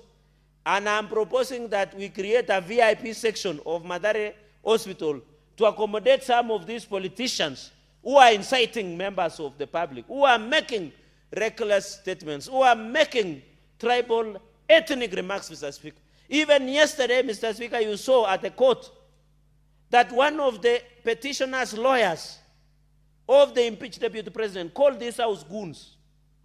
Are we goons, Mr. Speaker? And I was embarrassed that the senator of Kiambu was sitting next to the impeached deputy president, Mr. Speaker. He should have given a serious bout of ngumi so that he can protect. We are not goons, Mr. Speaker. So the point I'm trying to make is very simple. That the resources we allocate, we don't want to use goonism to oversight. We want to use a process of oversight as per the Constitution, Mr. Speaker. Therefore, Mr. Speaker, we need to ensure that the allocation of resources, both at national and county, should look equal, Mr. Speaker, because we are increasing this amount based on the national interest, Mr. Speaker, based on the Article 203, Article 10, Mr. Speaker, and the functions. Mr. Speaker, number 3, while we appreciate we are increasing, you have to appreciate that we have, Mr. Speaker, the Kenya National Library Services, there is a serious clawback, Mr. Speaker, and you have to appreciate this, of devolved functions. Like health, Mr. Speaker, I don't see any reason why the national government should have a huge budget on health, Mr. Speaker. That when you combine 47 counties, you find that it doesn't even go to a quarter or a third of national budget, Mr. Speaker. If we have devolved from dispensary, level 2, level 3, level 4, level 5 hospitals has been devolved. Mr. Speaker, you appreciate that in the last session, I don't know whether this session, we had passed a law that every county, the national government must and construct national referral hospitals. We need Meru level 5 to be a county referral hospital, managed and run by the national government, so that we release pressure on Kenyatta National Referral Hospital, so that we release on the issue of Mbagathi Referral Hospital. We release Embu.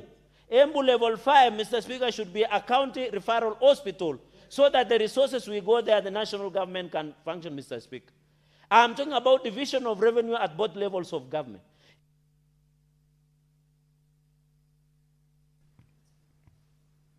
Mr. Speaker, I don't know what is wrong with our machines today. They have been letting us down. Mr. Speaker, I don't know what is happening, and we have complained about it. Mr. Speaker, even Kapsabet County Referral Hospital should be handed over to national government so that we ease pressure to Moi Teaching and Referral Hospital. Even Kakamega County Referral Hospital should be completed and handed so that we release tension to Moi Teaching and Referral. Mr. Speaker, and you are aware Moi Teaching and Referral Hospital is not doing very, very well.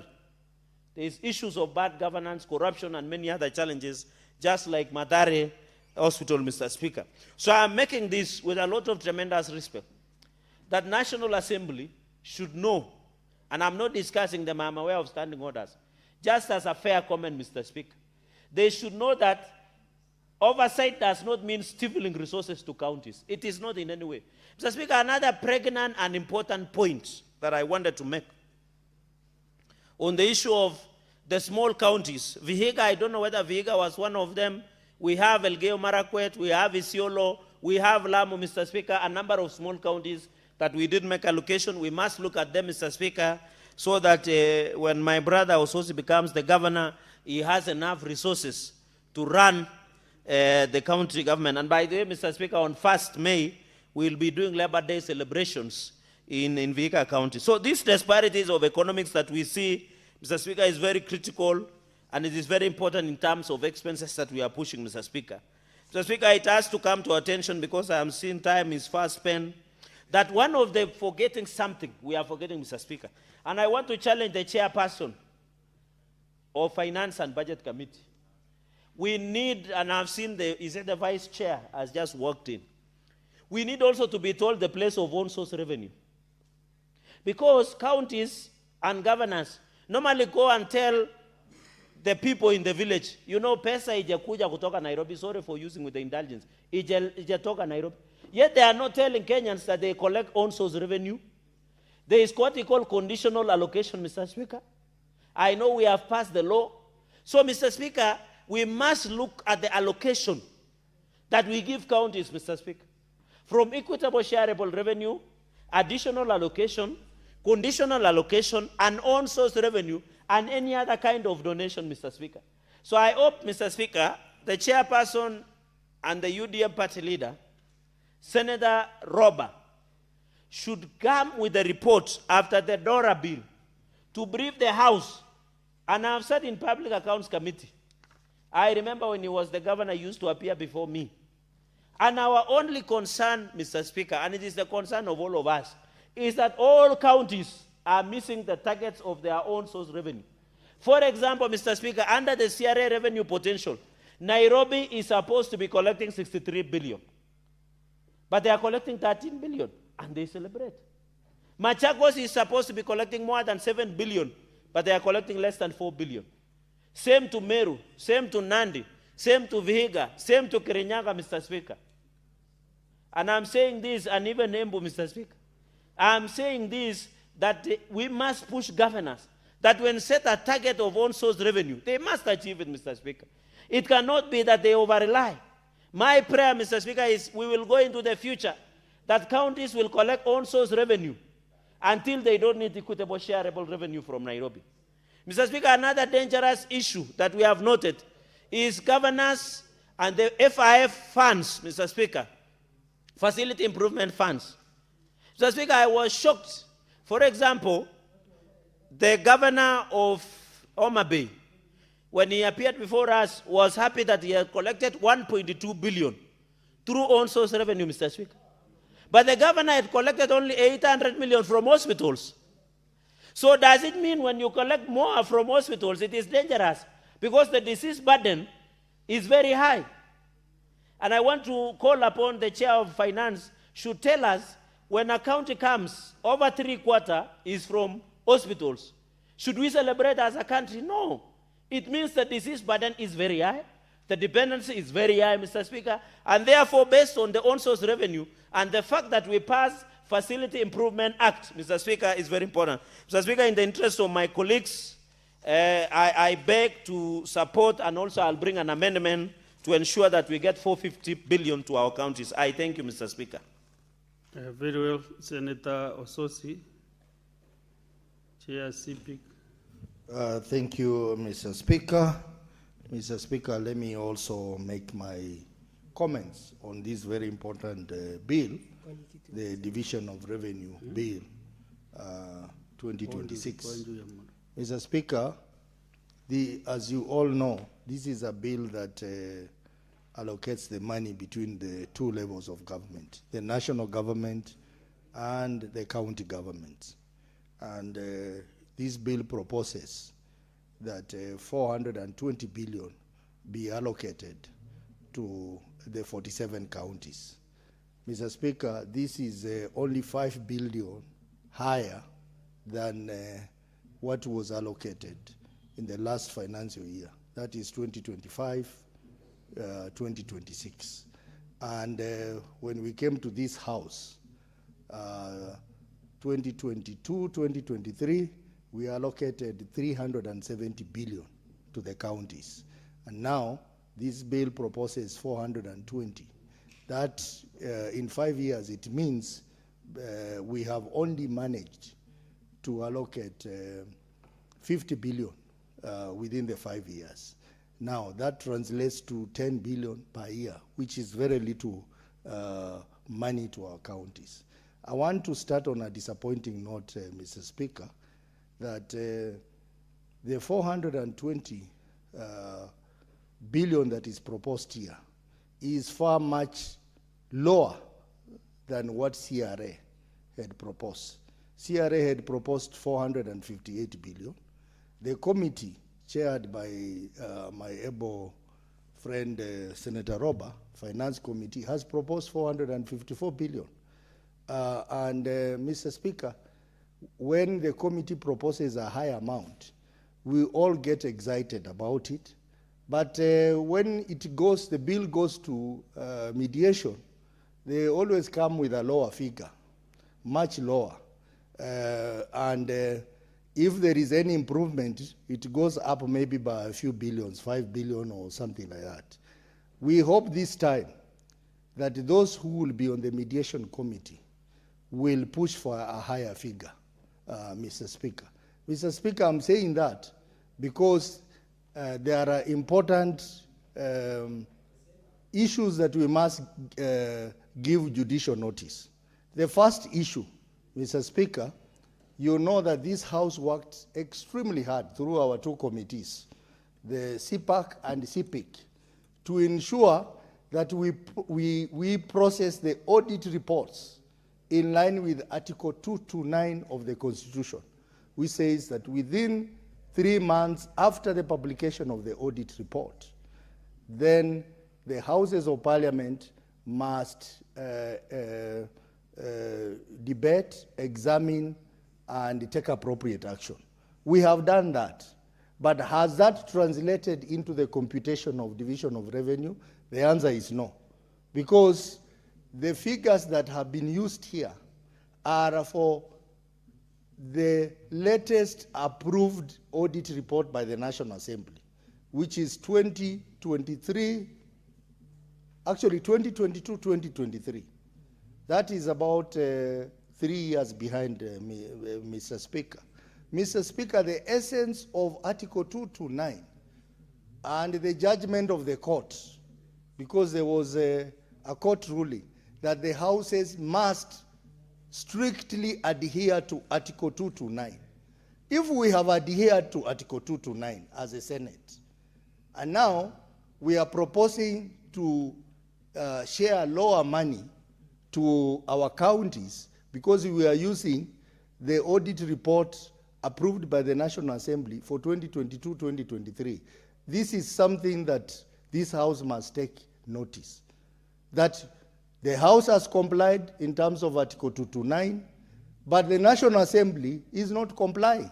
And if the National Assembly is not complying, then basically what it means, Mr. Speaker, is that this bill we are actually debating today is unconstitutional, because it has not complied to Article 229 of the Constitution. It has only used the figures for 2022, 2023, and that is not in line with the Article 229 of the Constitution. So I want to, even as governors have been fighting with us on attending the two committee meetings, one of the things that they overlooked is that actually if they complied and we met the deadline of 31st of March, they should have actually gone to court to compel the National Assembly to comply so that the figures that will be used to compute the division of revenue will be the latest audited accounts.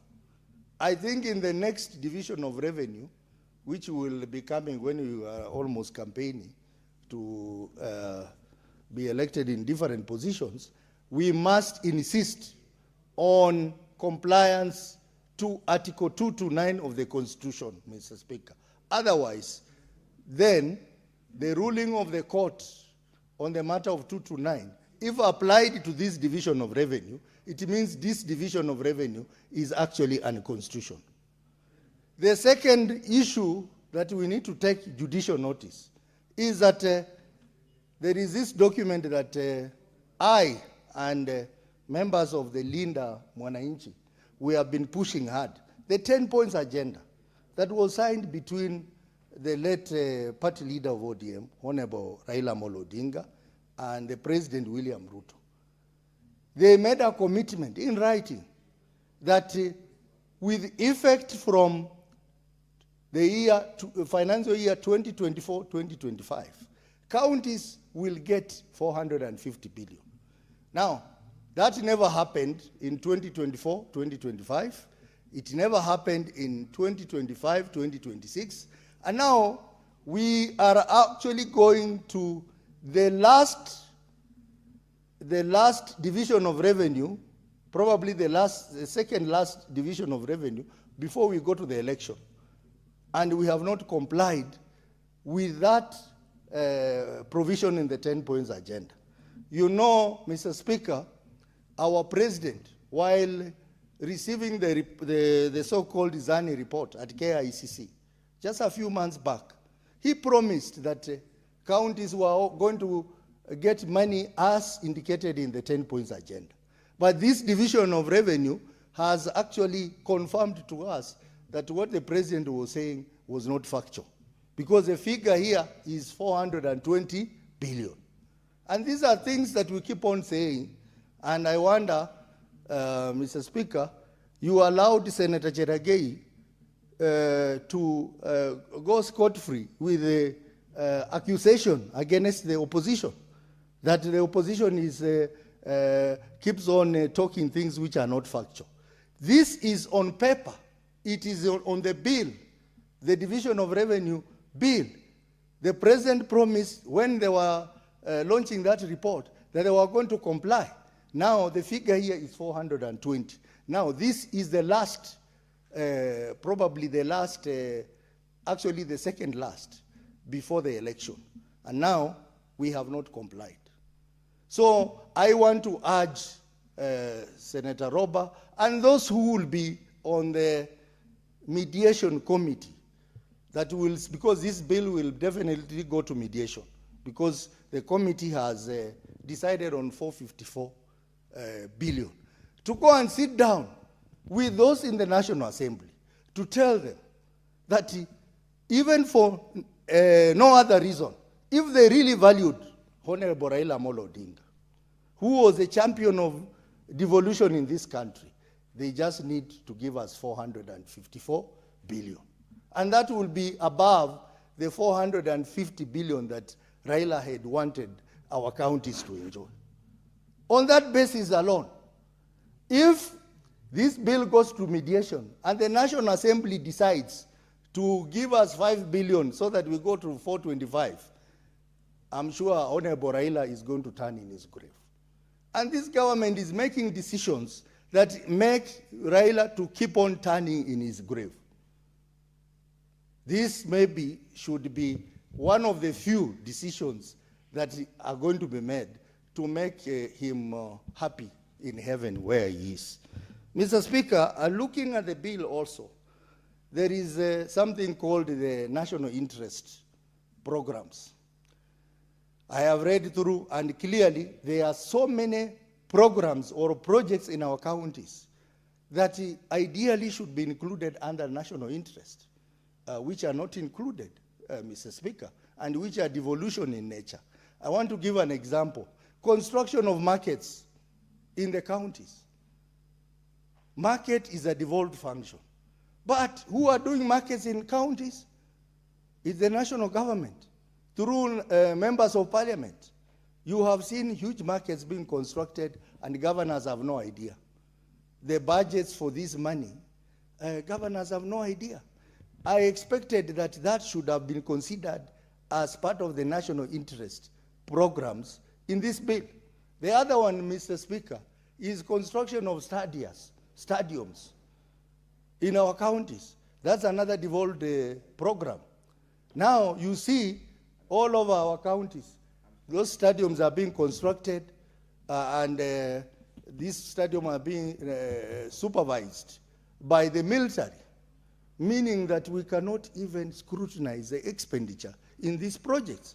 We expected, at the minimum, the national interest component in this bill should have captured construction of stadium.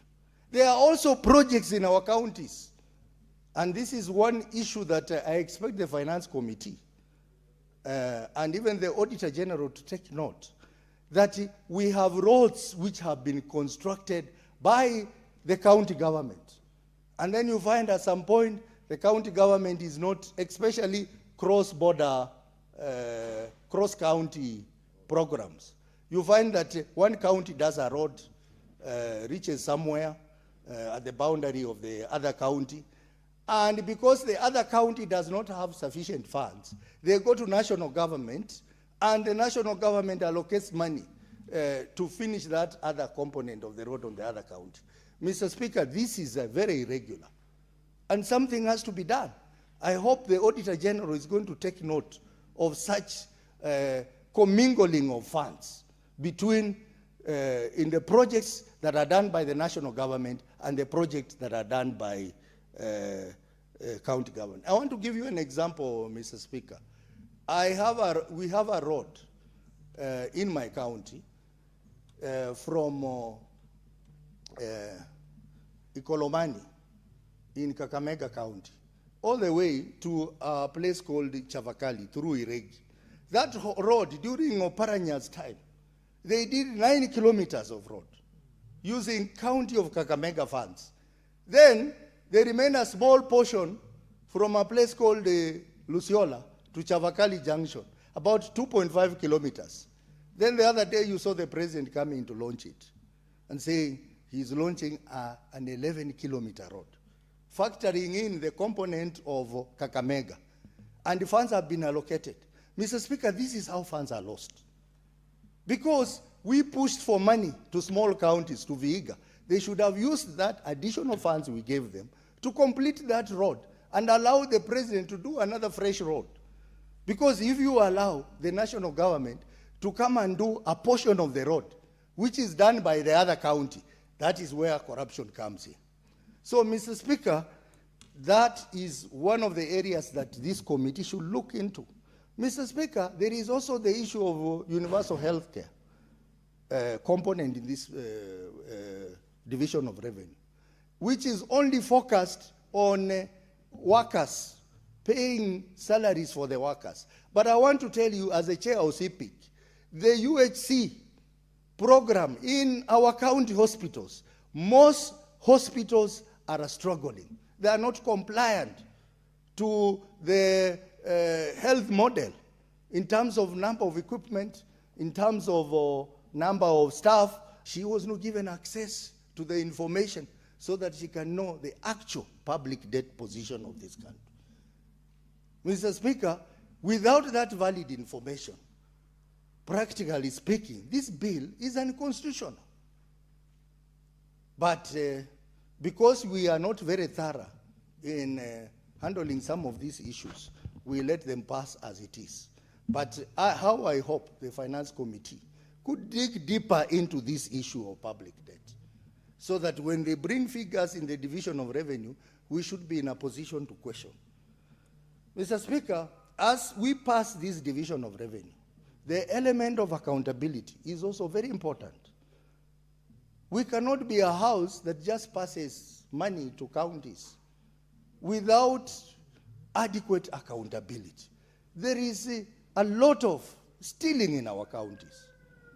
And Mr. Speaker, our accountability committees, oversight committees, every year they give recommendations on what needs to be done, particularly recommendation to investigate and prosecute county officials who are involved in corruption.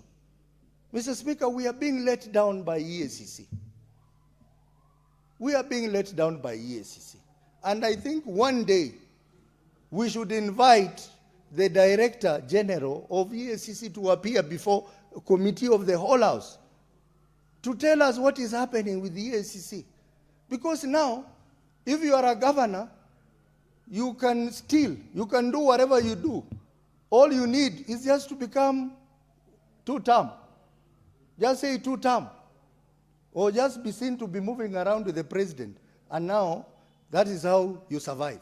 And that's why we told the president the other day, when we were passing this audit report, we said that if the president, if there is any governor who has bad reports, and you are the president, and you know, run away from them.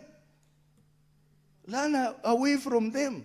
Because you cannot be moving around with the people who misappropriate public funds, and they come to you. All they need to do is that we support you. We do what? That is not enough. Our people need get value for the public money that is sent to the counties. Mr. Speaker, I've looked at this bill, and I hope that the committee position of 450 billion will be the final figure that this House is going to approve. And this time around, Mr. Speaker, this time around, because this is practically my last division of revenue, because the other one is going to be in next year when we are just about to go to election. So it may not, I may not be there to oversight it because I will have moved on to other roles, Mr. Speaker. But this one is the main one. We want to insist. And Mr. Speaker, I want to state, I want to be part of the committee on mediation, because I feel that we are not doing much at the mediation stage, so that we get a higher figure. At least 450 billion will be practical. Because, Mr. Speaker, we still have so many functions which have not been transferred to the counties. And the money to it has not been transferred. And we have other functions which have been transferred, but without the money. If you look at it, if we had to transfer all the functions with the money, then we would easily achieve a higher shareable revenue. But we are having a lower shareable revenue, and we seem to be very helpless as a Senate. I want to say that if we have to fight, this is the only division of revenue that will bring us back to this House or will give us new roles. If we are going to go for another addition of 5 billion, as usual, to come to 425, we shall have failed the family of devolution. We need 450 and above. And the committee that is going to mediate with the National Assembly should take judicial notice of the fact that the father of devolution in this country, one Raila Odinga, died crying for 450 billion. And this government, you can do anything to legacy of Raila Odinga, including destroying his party, but give him his price for devolution, and his price for devolution is 450 billion shillings. And in this case, we have said 454 billion shillings. Mr. Speaker, I support. Next is Senator Mudigi. Asante Bwana Spika kwa kunipa nafasi niweze kuchangia mjadala wa Senator Majority, Senators Majority, kuhusu mambo ya pesa ya budget ya counties. Bwana Speaker, nakumbuka vizuri mwaka jana tulikuwa na vita ya hapa na pale juu ya vile county zinafaa zipate pesa. Bwana Speaker, mwaka huu, mwaka inayokuja tunaunga mkono counties sote 47 iweze kupatiwa bilioni 450 ndio iweze kuangalia mahitaji ya mwananchi. Kwa sababu tukiwa hapa maseneta si tu huwa tunapigania ukatuzi, na sisi tukiwa kule masinani tumekuwa tukiona vile county zinaendelea, kwa sababu kuna mambo mengi sana. Kuna mambo ya pending bill, governors wanja sasa kumaliza hizo pesa. Kuna wage bill, pia wizara 10 ya county zingine unakuta hata departments zingine asiwezi kupata pesa. Pia kwa county, Bwana Speaker, kuna CSPs ambaye kutoka mwaka jana wamekuwa akipata pesa kidogo. National government inapeana 2,500 na county inapeana 2,500, na pia kuna shinda kwa sababu hata hizo pesa kupeana county nyingi zimekuwa na shinda. CSPs wengi wamekuwa hapati hizo pesa. Bwana Speaker, pia mambo ya economy vile inaenda pia pali yote, mambo ya wale wafanyikazi wa county, Bwana Speaker, pia wanaumia sana kuserewa kwa misahara na pia kukosa pesa ya kufanya kazi kwa familia zao kwa sababu misahara ni kidogo. Kama sasa, Bwana Speaker, tukiangalia wiki 2 iliyopita mafuta imeenda juu. Kwa hivyo kungekuwa kama county zimepata pesa nyingi na mfanyikazi ameongezewa mshahara, ataendelea na sheria inafaa. Bwana Speaker, tukiangalia kule masinani kuna shule ambaye ya nursery school zingine zimeharibika.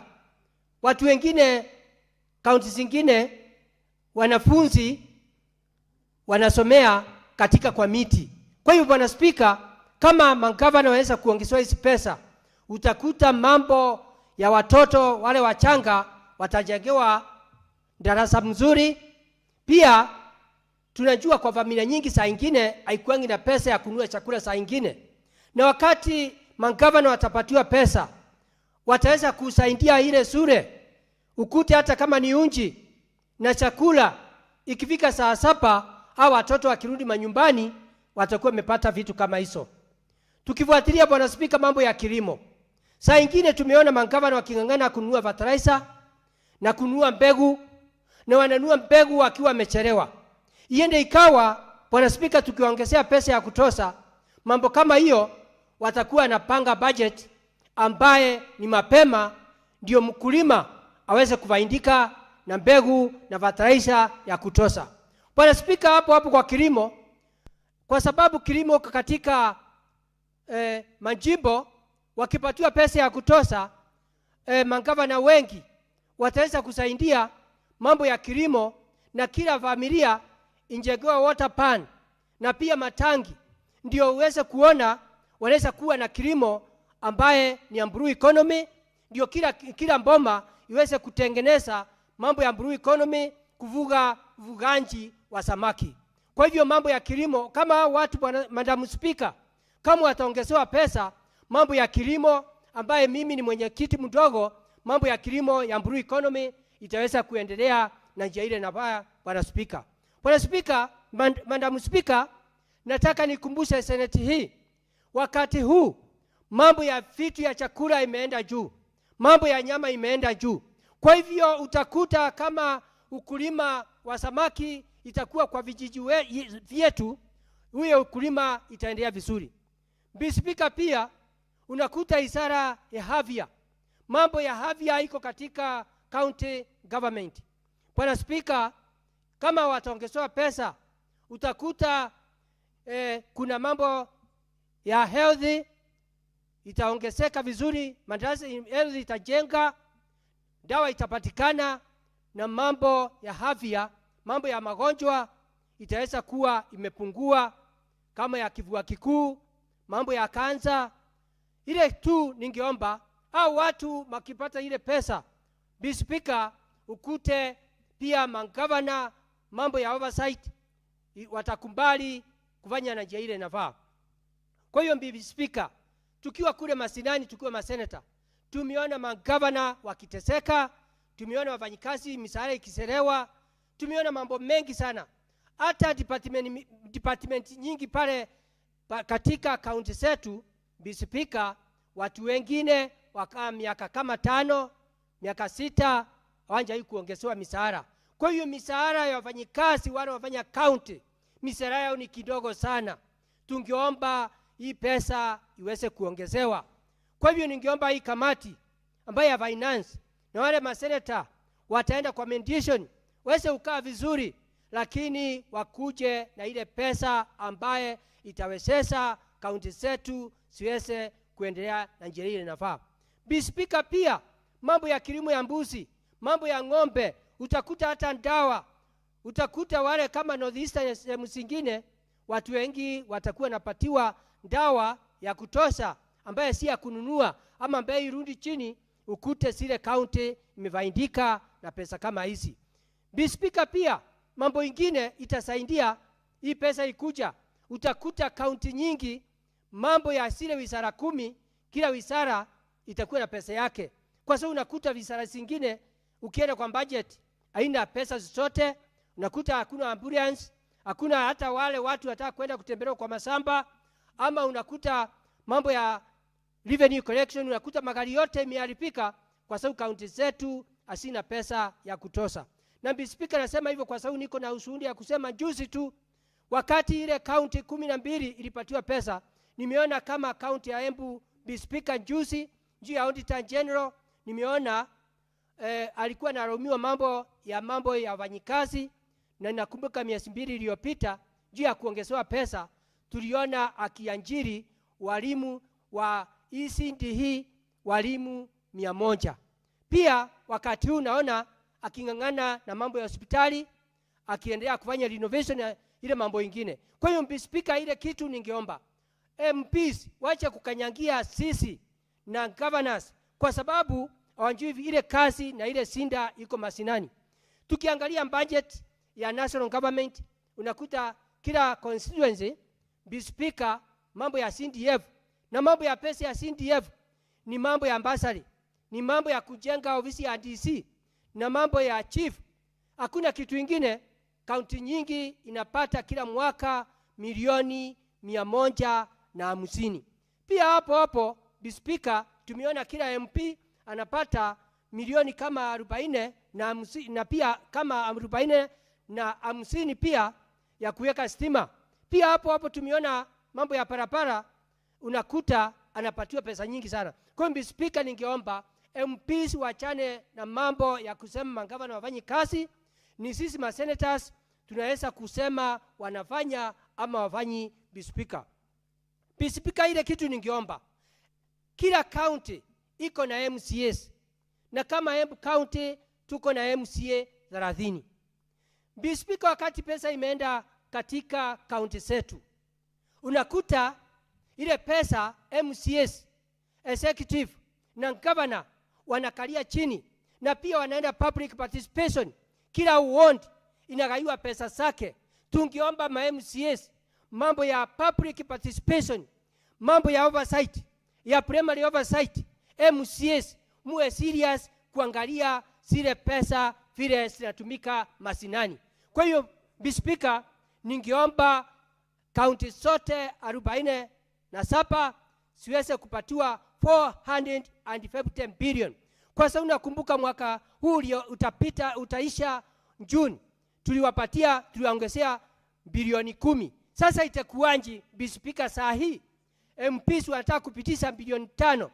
Hiyo itakuwa ni aibu kubwa sana, na kulingana na vile maisha inaendelea. Tumeona mambo ya SHA, watu wanakatwa SHA pesa nyingi. Tumeona mambo ya housing wanakatwa pesa nyingi.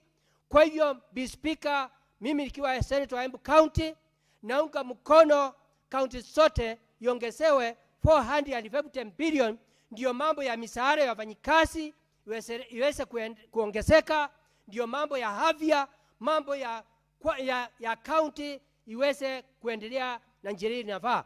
Pia Mr. Speaker, kama watapatiwa hizi pesa, hata county mambo ya agriculture, hata kama kuna pesa nyingi inatoka katika national government, watakuwa na njegwa hata dams, utakuta hiyo kilimo itasaidia, kwa sababu siku hizi tumeona kila county bila kilimo haiwezi kuendelea na njia ile inafaa. Kwa Mr. Speaker, nikiwa senator wa Embu County, naomba ile wale watu wataenda kukaa chini, senators mediation group na MPs waweze kutuletea bilioni 450 billion, ndio economy ya kaunti zote zetu za Kenya, kaunti 47 iweze kuendelea na njia ile inafaa, kwa sababu sasa aturudi nyuma, ni kuelekea mbele. Asante Mr. Speaker, ni mimi Senator Alexander Munyi Mundigi, daktari, naunga mkono. Asante Mr. Speaker.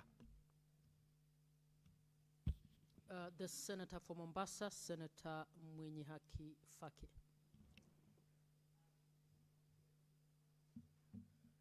Thank you, Madam Speaker, for giving me this opportunity to contribute to the Division of Revenue Bill for the year 2026-2027. Honorable Speaker, first of all, I want to commend the Majority Leader for moving this bill this afternoon. And the proposal by the National Assembly that the shareable revenue going to the counties be at 420 billion is unreasonable and very low in terms of what our counties need going forward. Madam Speaker, last year, the proposal in the DORA bill, which was brought from the National Assembly, was at Kenya shillings 405 billion. In this House, we proposed a figure of 427 billion based on the fact that the National Assembly had not taken into consideration several issues, including the IPPG, or the difference in salaries as a result of adjustment in inflation, and other issues. The matter went to mediation, and in the mediation, we agreed at a figure of Kenya shillings 415 billion. This year's bill, Honorable Speaker, is proposing 420 billion. It's an increase of only 5 billion. If you take that as a percentage of what was given last year, it is hardly 2%. Madam Speaker, if you look at the projected revenues for the year 2026-2027, it is estimated to be 2.9 trillion, or 2,901,874,758,144. What is being retained by the national government is 2,471,624,184 and 439,000. Madam Speaker, this represents 85%, 85.7%, if I may be exact. The shareable revenue which is proposed, that is the 420 billion, is only 14.4% of the projected national revenue. Madam Speaker, this falls short of the amount given by the Constitution of 15%. But because we are using audited accounts of the year 2021, 2020, 2021, it seems that the amount is over and above the projected 15%, which is provided for under our Constitution. So, Madam Speaker, it is important that the National Assembly be current in the audit of the revenues of the government. At the moment, our peak and our PAC and peak committees are up to date. They are dealing with issues of 2024-2025. Unlike the National Assembly, who are still stuck in the 2021-2022, thereby disadvantaging the counties in terms of the sharing of the revenue. Madam Speaker, going forward, we believe the proposals by the committee that the figure be adjusted to 454 billion is reasonable, because it has taken into consideration the proposed salary increment that the county staff are entitled to, the CHWs, the county health workers who are supposed to be given about 8 billion for their salary adjustments, and the other surrounding issues that give us the figure of 454 billion. Madam Speaker, we know it has been tough during mediation, and the members of the National Assembly who are members of the mediation committee always come with the notion that they represent the government. The government has no money. The government has no this. The government has no that. But we are all in government, because the parliament has two chambers, the National Assembly and the Senate.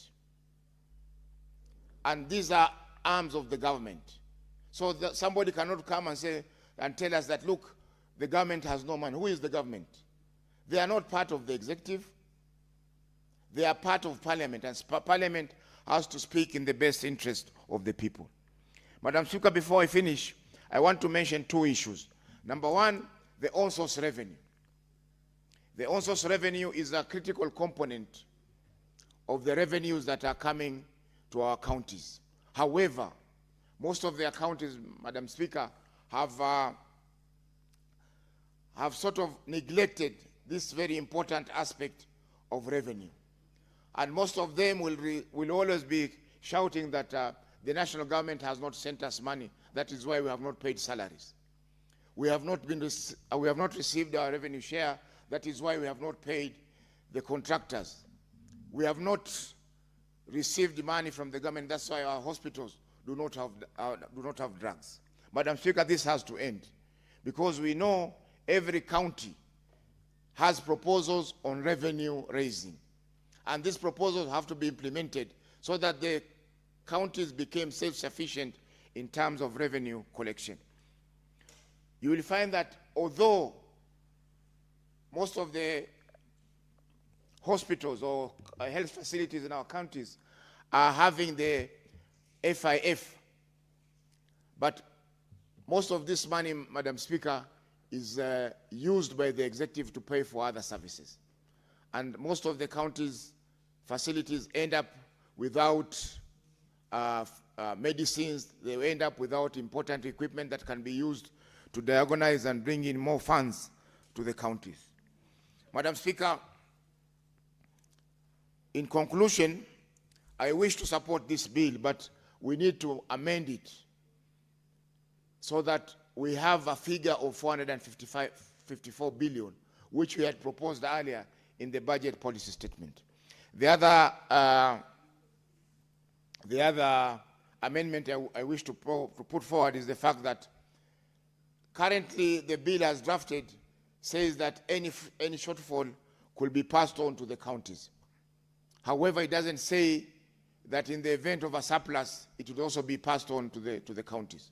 So this particular provision needs to be deleted so that any shortfall will remain with the government. It doesn't need to be passed on to the county, because once we pass this bill, Madam Speaker, we have no opportunity to amend or to bring it back and adjust appropriate. Madam Speaker, I beg to move, and I support the bill with the amendments. Thank you. Senator Murango.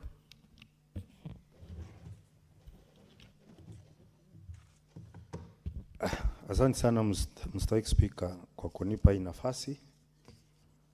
Kwanza ningetaka kushukuru kamati ya fedha kwa kazi ambayo wamefanya. Alafu niweze pia kuchangia. Na kabla nichangie, Mstahiki Spika, hebu niseme ya kwamba wakati umefika tena. Wakati maseneta wanatumikanga kama tingatinga. Kubomoa milima na kukata miti njia itengenezwe. Alafu inapomalizika inasemekana wawekwe juu ya tinga wasije wakaribu ile barabara ambayo wamejenga. Hiyo ndio asanti ambayo tumekuwa tukipata kutoka kwa mangavana. Lakini ni wajibu wetu na lazima tuanjimbike ili tuweze kufanya kazi ambayo tumepewa na wananchi. Mr. Speaker, kuna mangavana wengine wamekuwa pia wakipoteza mangavana wenzao.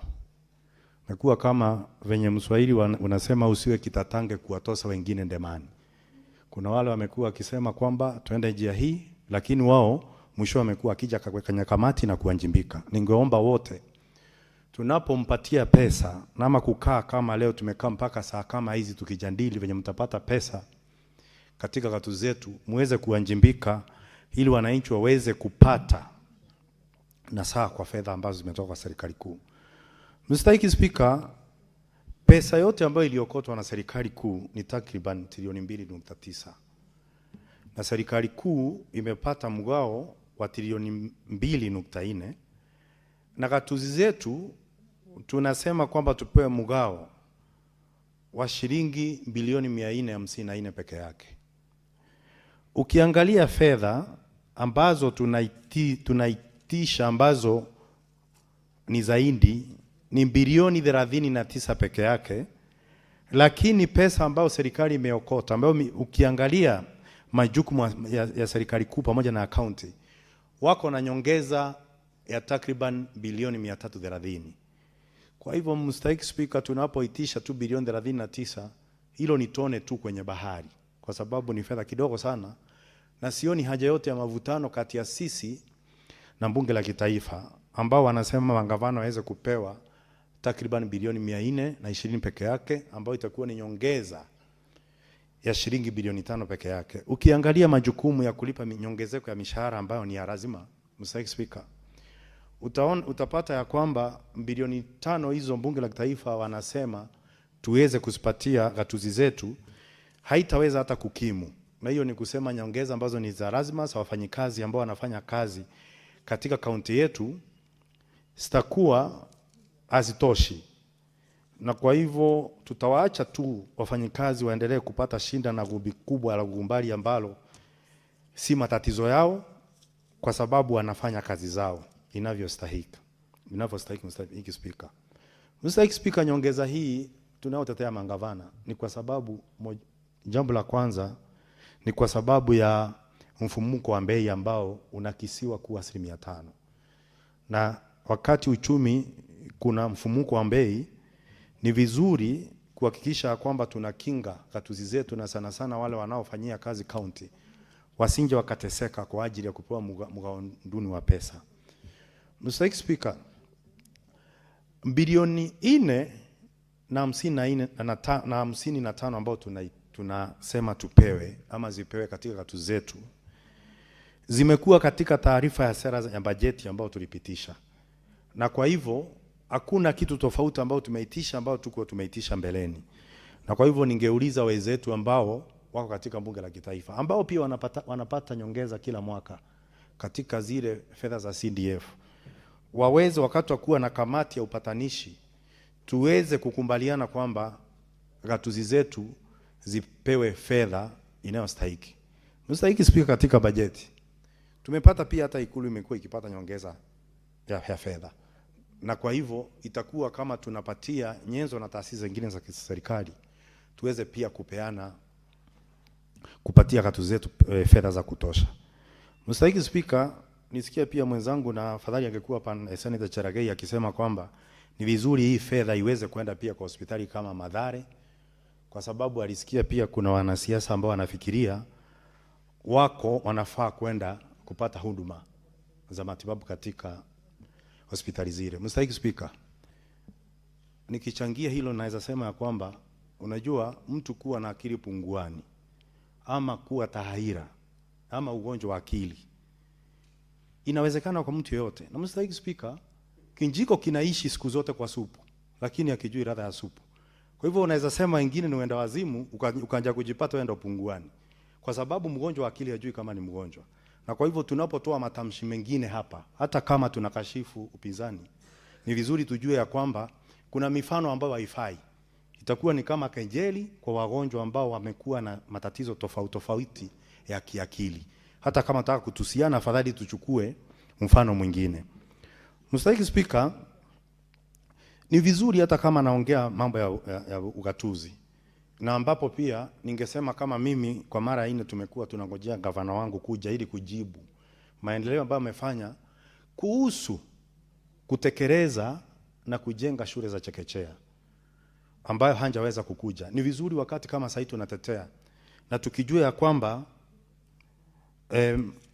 nimekuwa mstari wa mbele tukiwa na maseneta wengine hapa, na pia nakumbuka pia Senator Medho alikuweko wakati tulichukua hatua ya kusawasisha na kuhakikisha kwamba zile gatuzi ndogo ndogo kama Kirinyaga, Tharaka Nithi, Embu, Nyandarua na zingine wanafaidika kutoka kwa mgao.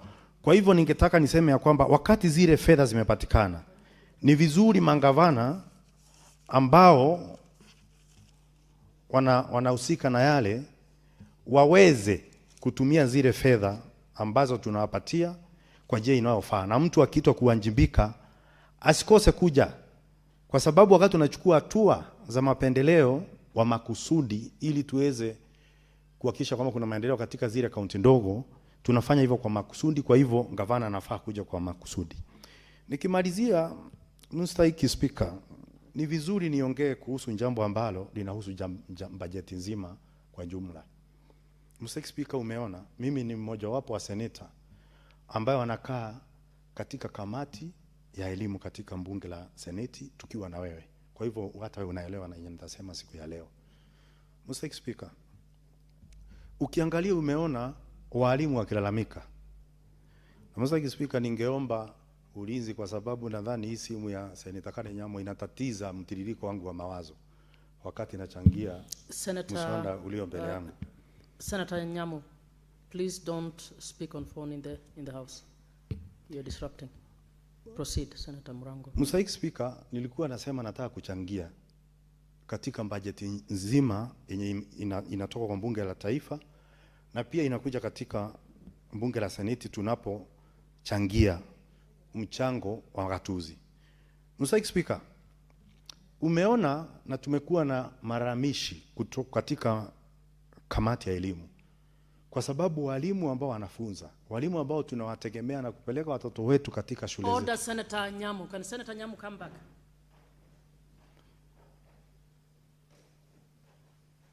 Mstahiki Speaker, walimu wamekuwa kilalamika juu ya kupunguzwa kwa anda za malipo ya SHA wanapoenda kama wagonjwa nje. Mstahiki Speaker, imepunguzwa kutoka fedha zilizokuwa hapo mbeleni mpaka 1200. Hiyo ni kusema mwalimu anapoenda hospitali kutimbiwa, akiingia hospitali, fedha ambayo anaweza tumia kwenye mfumo mpya huu wa SHA ni shilingi 1200 peke yake. Mstahiki Speaker, hospitali nyingi kumwona daktari peke yake itakugharimu zaidi ya shilingi 1000. Mstahiki Speaker, na Mstahiki Speaker, ni kusema mwalimu anambakia tu na shilingi 200. Senator Nyamu, I called you back. Sorry, Senator Murango. When I spoke to you about the phone, you stood, you continued speaking on phone, and you did not bow as is required by the law, the standing orders. Please just do the right thing, even as you're walking out, so that we don't have to do this. So it is the house you're respecting. So if you're walking out, please go back and bow the way you're supposed to do.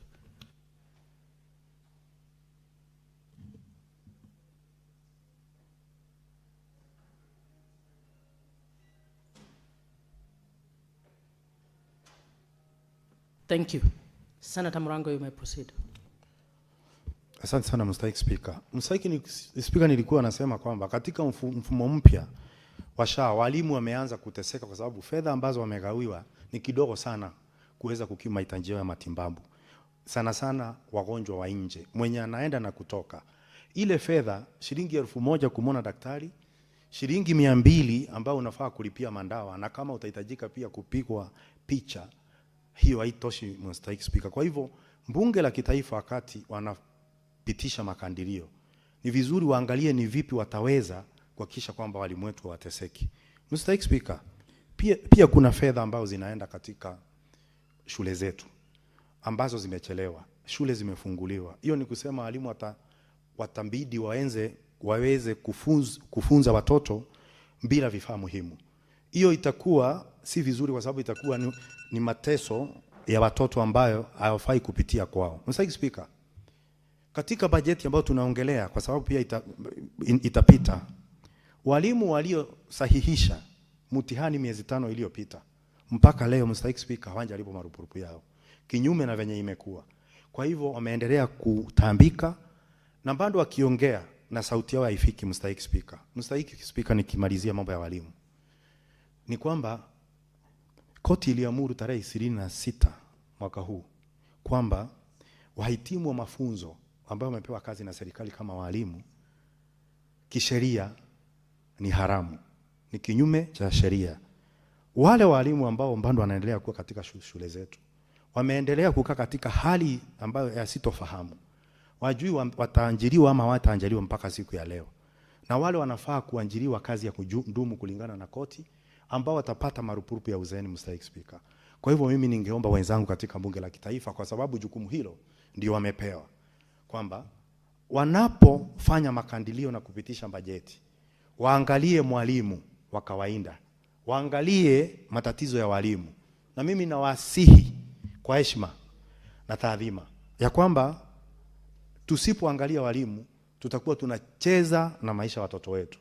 Na kwa hivyo wanapokatakata pesa kutoka sehemu, taasisi na nyenzo tofauti za serikali, vizuri wahakikishe kwamba walimu wamepata mfumo mzuri wa afya, walimu wamelipwa marupurupu yao, wale walienda kusahihisha mitihani ambao hawajalipwa, hakikishe kwamba wale wahitimu mafunzo 44 wamepewa kazi ya kudumu na yenye marupurupu ya uzeeni, na wahakikishe ya kwamba walimu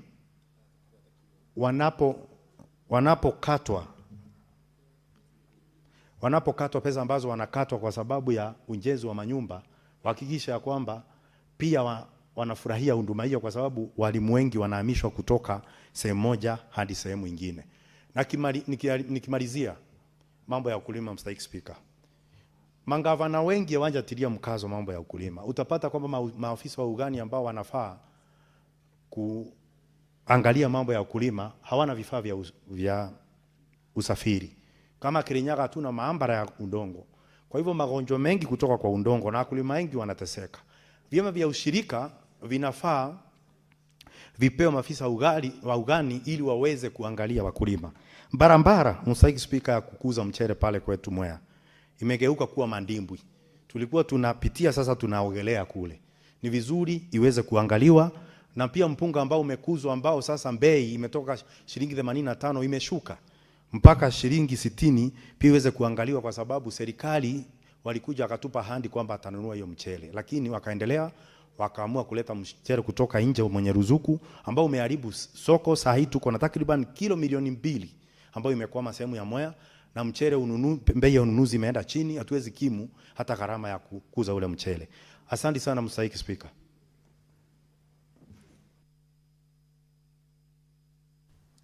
Senator Beatrice Ogola. Thank you, Madam Speaker, for giving me the opportunity to at least give my voice on the Division of Revenue Bill 2026, Madam Speaker. Madam Speaker, the Constitution is very clear that we have one national government with 47 county governments, governments that coexist, governments that are distinct, and governments that have to run the operations according to the Constitution, Madam Speaker.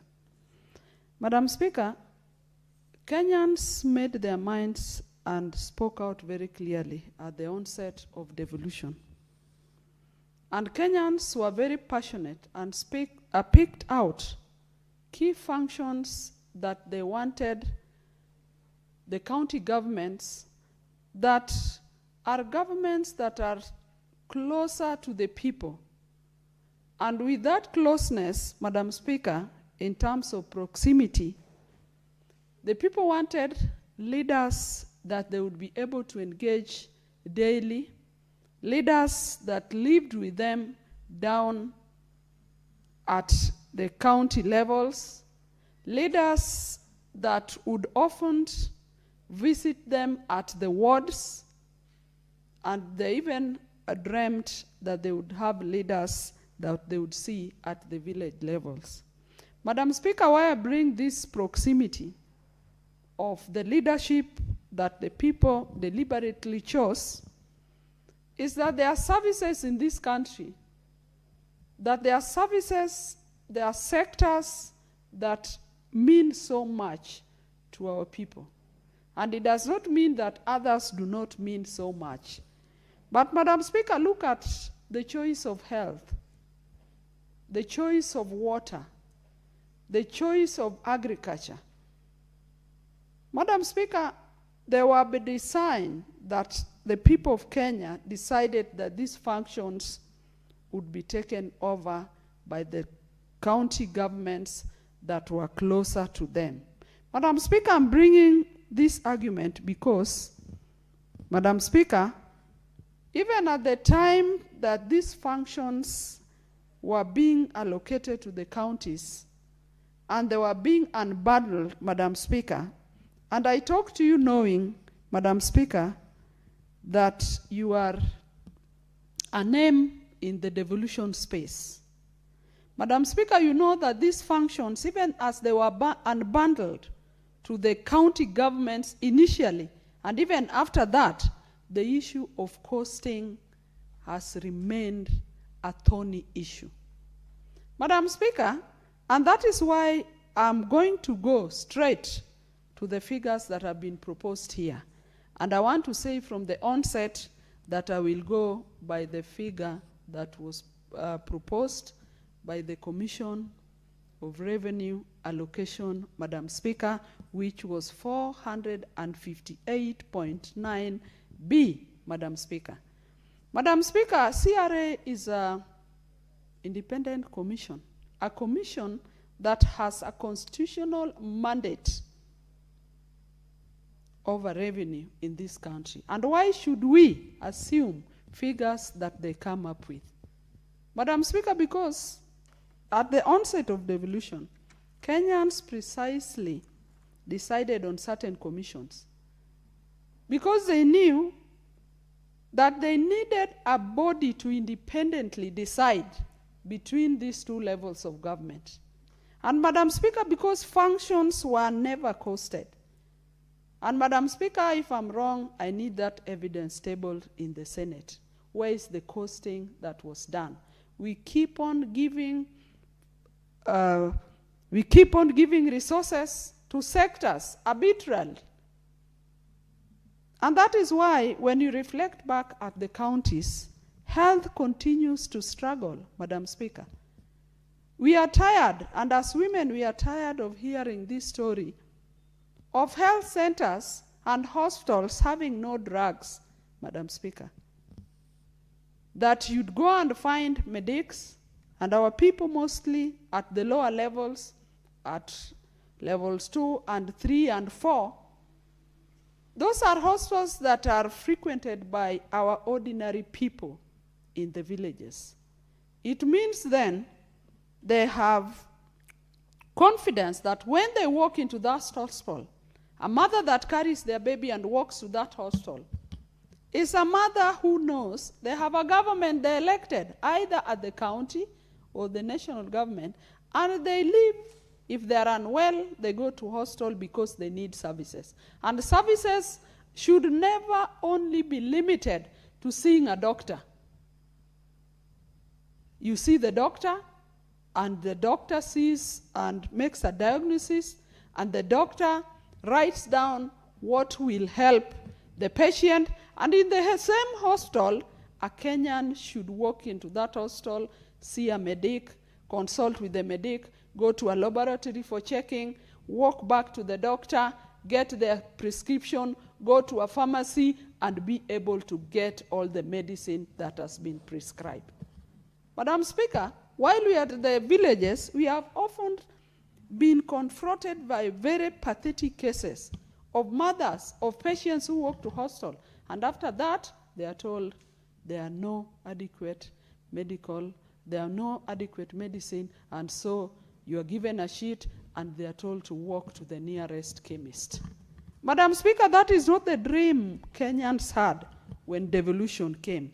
And that is why I'm saying, Madam Speaker, that I will not support the fact that counties should be given 420. We want the maximum of what can be given, and CRA, which is the Commission of Revenue Allocation, had prescribed 458.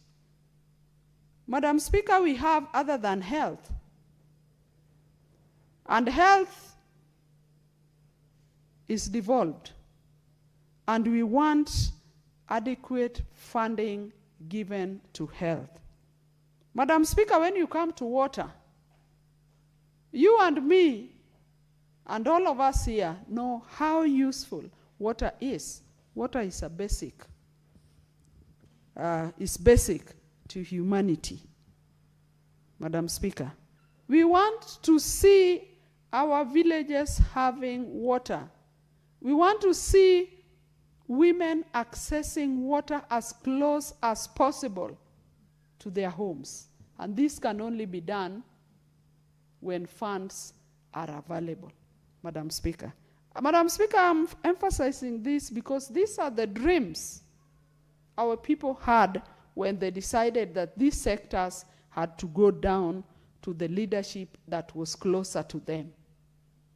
Madam Speaker, Kenyans had made a comparison from the past, and they didn't want to struggle reaching out a leader who was centralized somewhere. And so we decided that health, water, agriculture, Madam Speaker, and we all know the complexities and the challenges that the agriculture as a sector has. Madam Speaker, a long time when we were growing up, I'm not sure whether you also grew up in the village, but I did. I remember my grandfather being a cotton farmer, a maize farmer, and my grandfather tried all the cash crops that were introduced. But there was something that we admired, that there were extension officers that we knew would come on particular days, just driving their motorcycles. At that point, they were not the many motorcycles we see around today. So each time when we were at home and helping our grandfather with picking of cotton, Madam Speaker, when you had some boda coming, and it was only one, we knew an agricultural officer was coming. And they were so disciplined, they were so time conscious, they would check on the farms when the farmers were starting to plow, they would check as weeding was going place, they would check when harvesting was happening, they would check even and supervise on the separation of the cotton, the output, Madam Speaker. I loved it because the farmers had access to advisory services. But that is not what we see today, Madam Speaker. Our farmers are on their own. Our farmers even have nobody just going to them to advise on emerging issues like weeds that are upcoming, are on their farms. The farmers now, Madam Speaker, are their own consultants. The farmers depend on each other, on what a farmer says against another. In my village, Honorable Speaker, and we are sugarcane farmers in Dewa, we still do subsistence farming on beans and maize, but there is very little our farmers get in terms of support from the government because those extension officers are not there. And in agriculture, Honorable Speaker, we have veterinary. That is even worse. Our farmers long time had veterinary officers in what we used to call district headquarters. Now what we have, sub-county headquarters. Honorable Speaker, we hardly see those veterinary officers. If they are there, they are few as compared to the populations that they should be serving. Our farmers now are reduced to going to veterinary shops at the town centers to seek for veterinary services. Honorable Speaker, and you know, in those veterinary shops, we are never sure of even the skills of the people that are running those shops. As governments and our people decided that these services of veterinary should come to the county. And Madam Speaker, we should never have devolved functions to the county headquarters just to re-centralize them again at the county headquarters. Our people want services to the sub-counties, to the wards, and to the village levels, Madam Speaker. Madam Speaker, there are also devolved functions like county roads. If I give you an example, Madam Speaker, in my sub-county in Dewa, I was at home over the weekend. The roads are in a pathetic situations that have been made worse by the rains. Madam Speaker, I'm just making a case for the kind of money we need to see go into the counties, so that these functions that are devolved and which have specified, including lands, we have the planning aspect, we have survey, we have urbanization and urban services devolved, Madam Speaker. Those are services that require money, Madam Speaker. And that is why I'm saying that, Madam Speaker, I do not support the 420 billion that has been specified here. And Madam Speaker, I will be going for the CRA figures that are 458. And Madam Speaker, let us remind ourselves that some few months before my late party leader, one Baba Raila Odinga,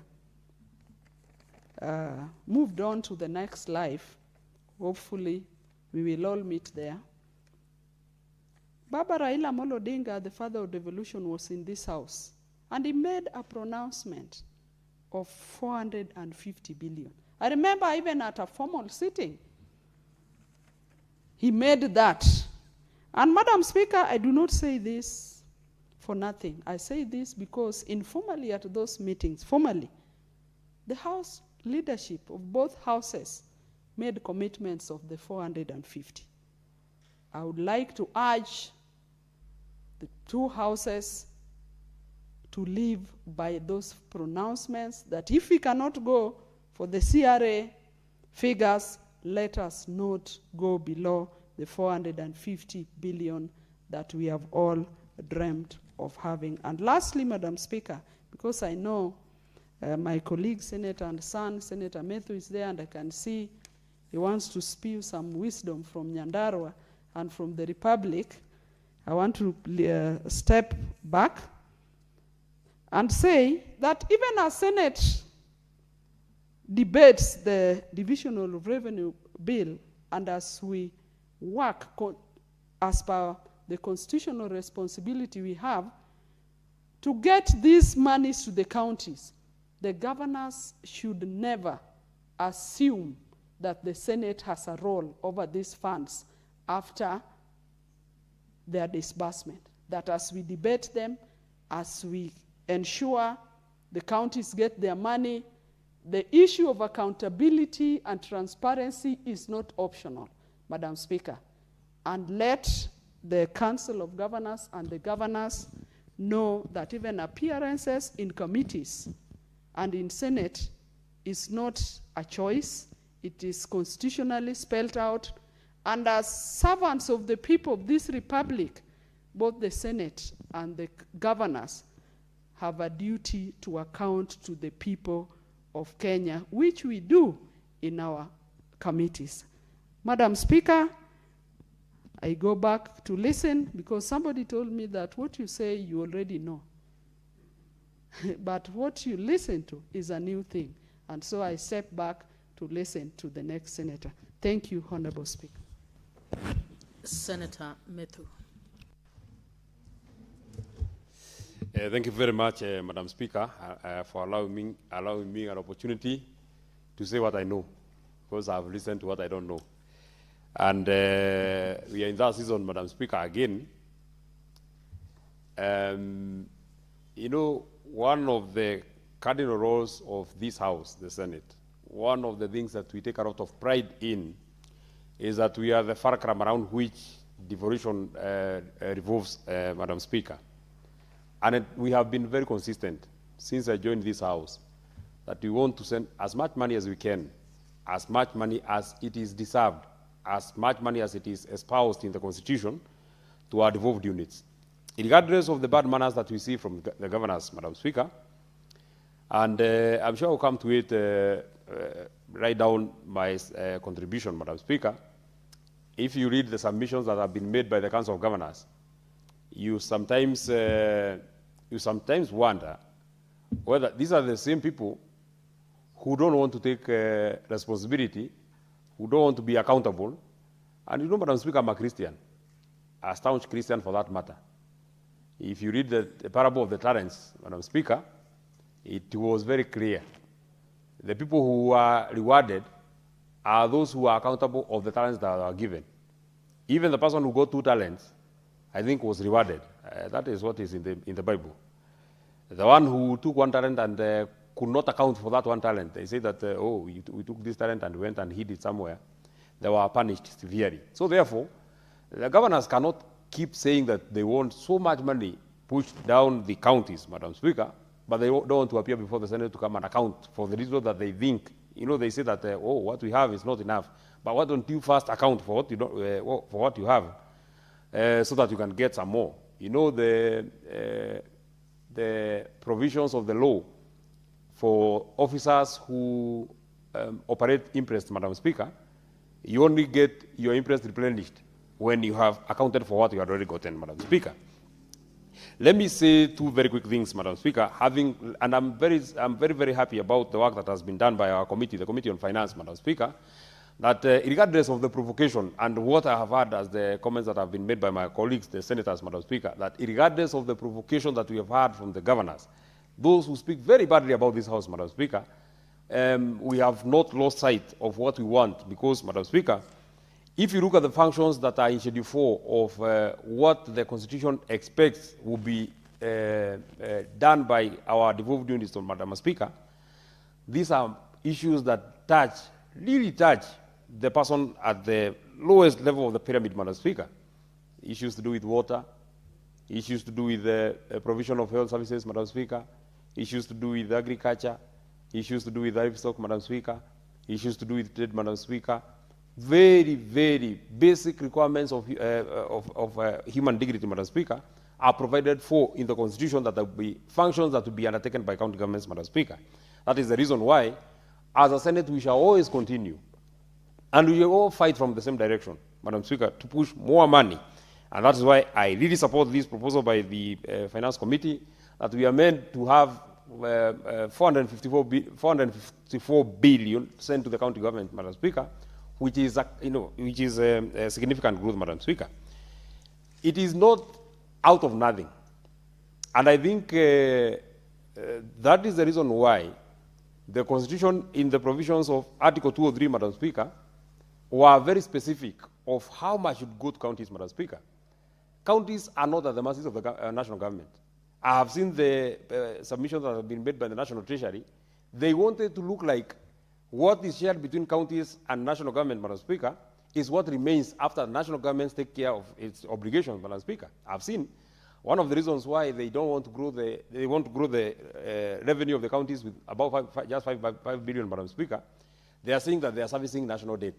Madam Speaker, what role does the counties have in borrowing?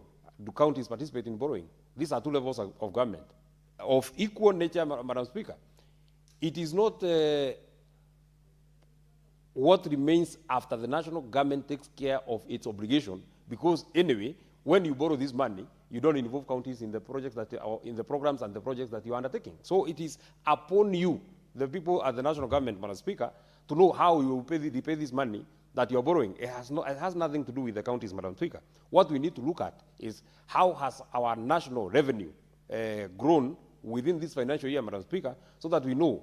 Now, like I have seen that the projected growth of our revenue, Madam Speaker, the ordinary revenue, Madam Speaker, it is projected that our revenue will grow from 2.64 trillion in the financial year 2026-2027 to about 2.9 trillion, Madam Speaker. That goes to about 261 billion. It cannot be that we are growing our ordinary revenue with 261 billion, but we only want to send 5 billion of the 261, Madam Speaker, that the only money that will grow in terms of the revenue that goes to the counties, Madam Speaker, is only 5 billion. That we must vehemently, and we must use every energy, every avenue that we have to ensure that we try and correct this wrong that cripples. You know, Madam Speaker, by the way, you know, Madam Speaker, there was created a center of power that was not envisioned in the Constitution 2010, Madam Speaker. The National Treasury has become such a critical office, such a huge office, such a big office that now looks like it is the one that are determining how much money goes to the counties, Madam Speaker. It is not the National Treasury that determines how much goes to the county governments, Madam Speaker. What goes to the county government is what has been provided for in the Constitution in the Article 203, Madam Speaker. Number two, I see, and I would want the National Assembly to work with us, Madam Speaker. Sometimes we are growing revenues that are not necessary, in my opinion, Madam Speaker. How comes, Madam Speaker, for 4 years that this regime has been in power, the money that goes to, for example, big offices, Madam Speaker, like State House, has grown so exponentially, Madam Speaker, but the money that is supposed to buy drugs, you saw the minister speak here, Madam Speaker.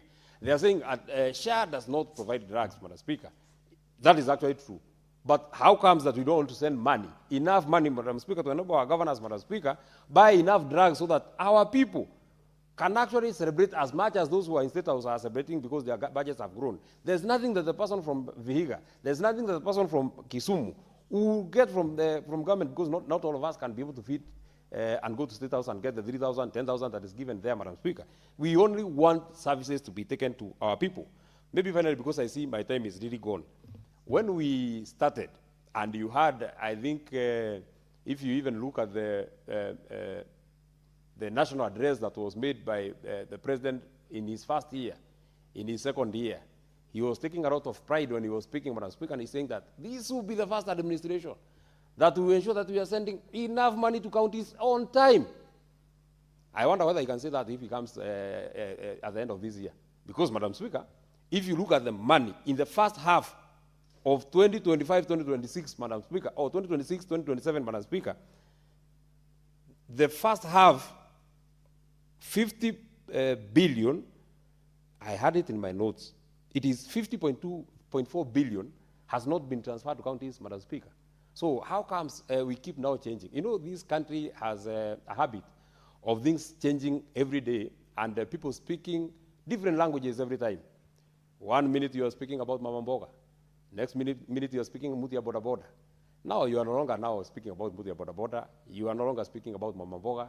You are now speaking about other different things. I think a week or two or a month ago, people were speaking about Nyota. Now people are no longer speaking about Nyota. I think we are now at Jua, going to Mwezi, and I don't know what, Madam Speaker. So we must be consistent in what we are saying. We must be consistent in what we are doing. And the Senate has been extremely consistent in terms of the growth of revenue.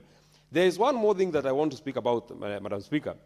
In the implementation of the remuneration and benefits review cycles, Madam Speaker, we are now at the third cycle. And I think for the third cycle, county governments require about 4.7 billion, and the fourth phase, they require about 5.2 billion, Madam Speaker.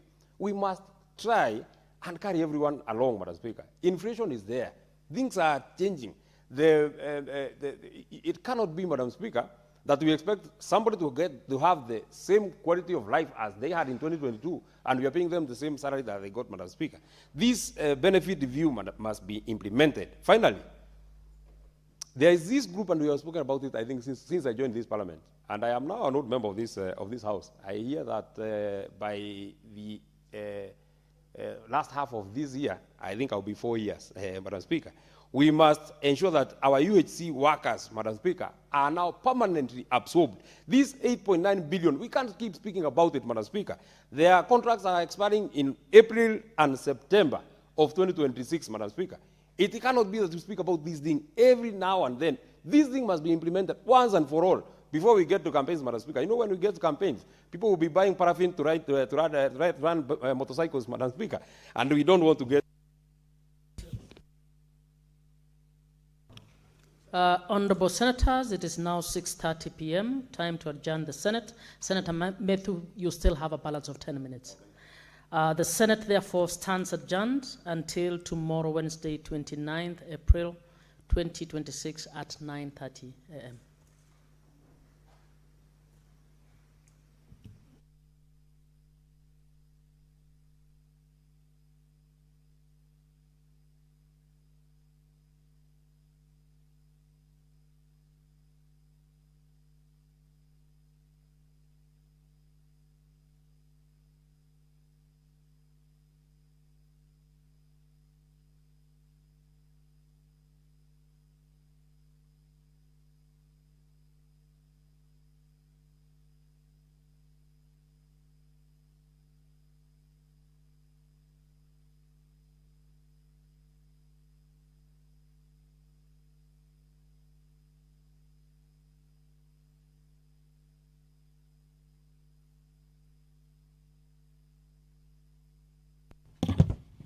Kindly, printer, the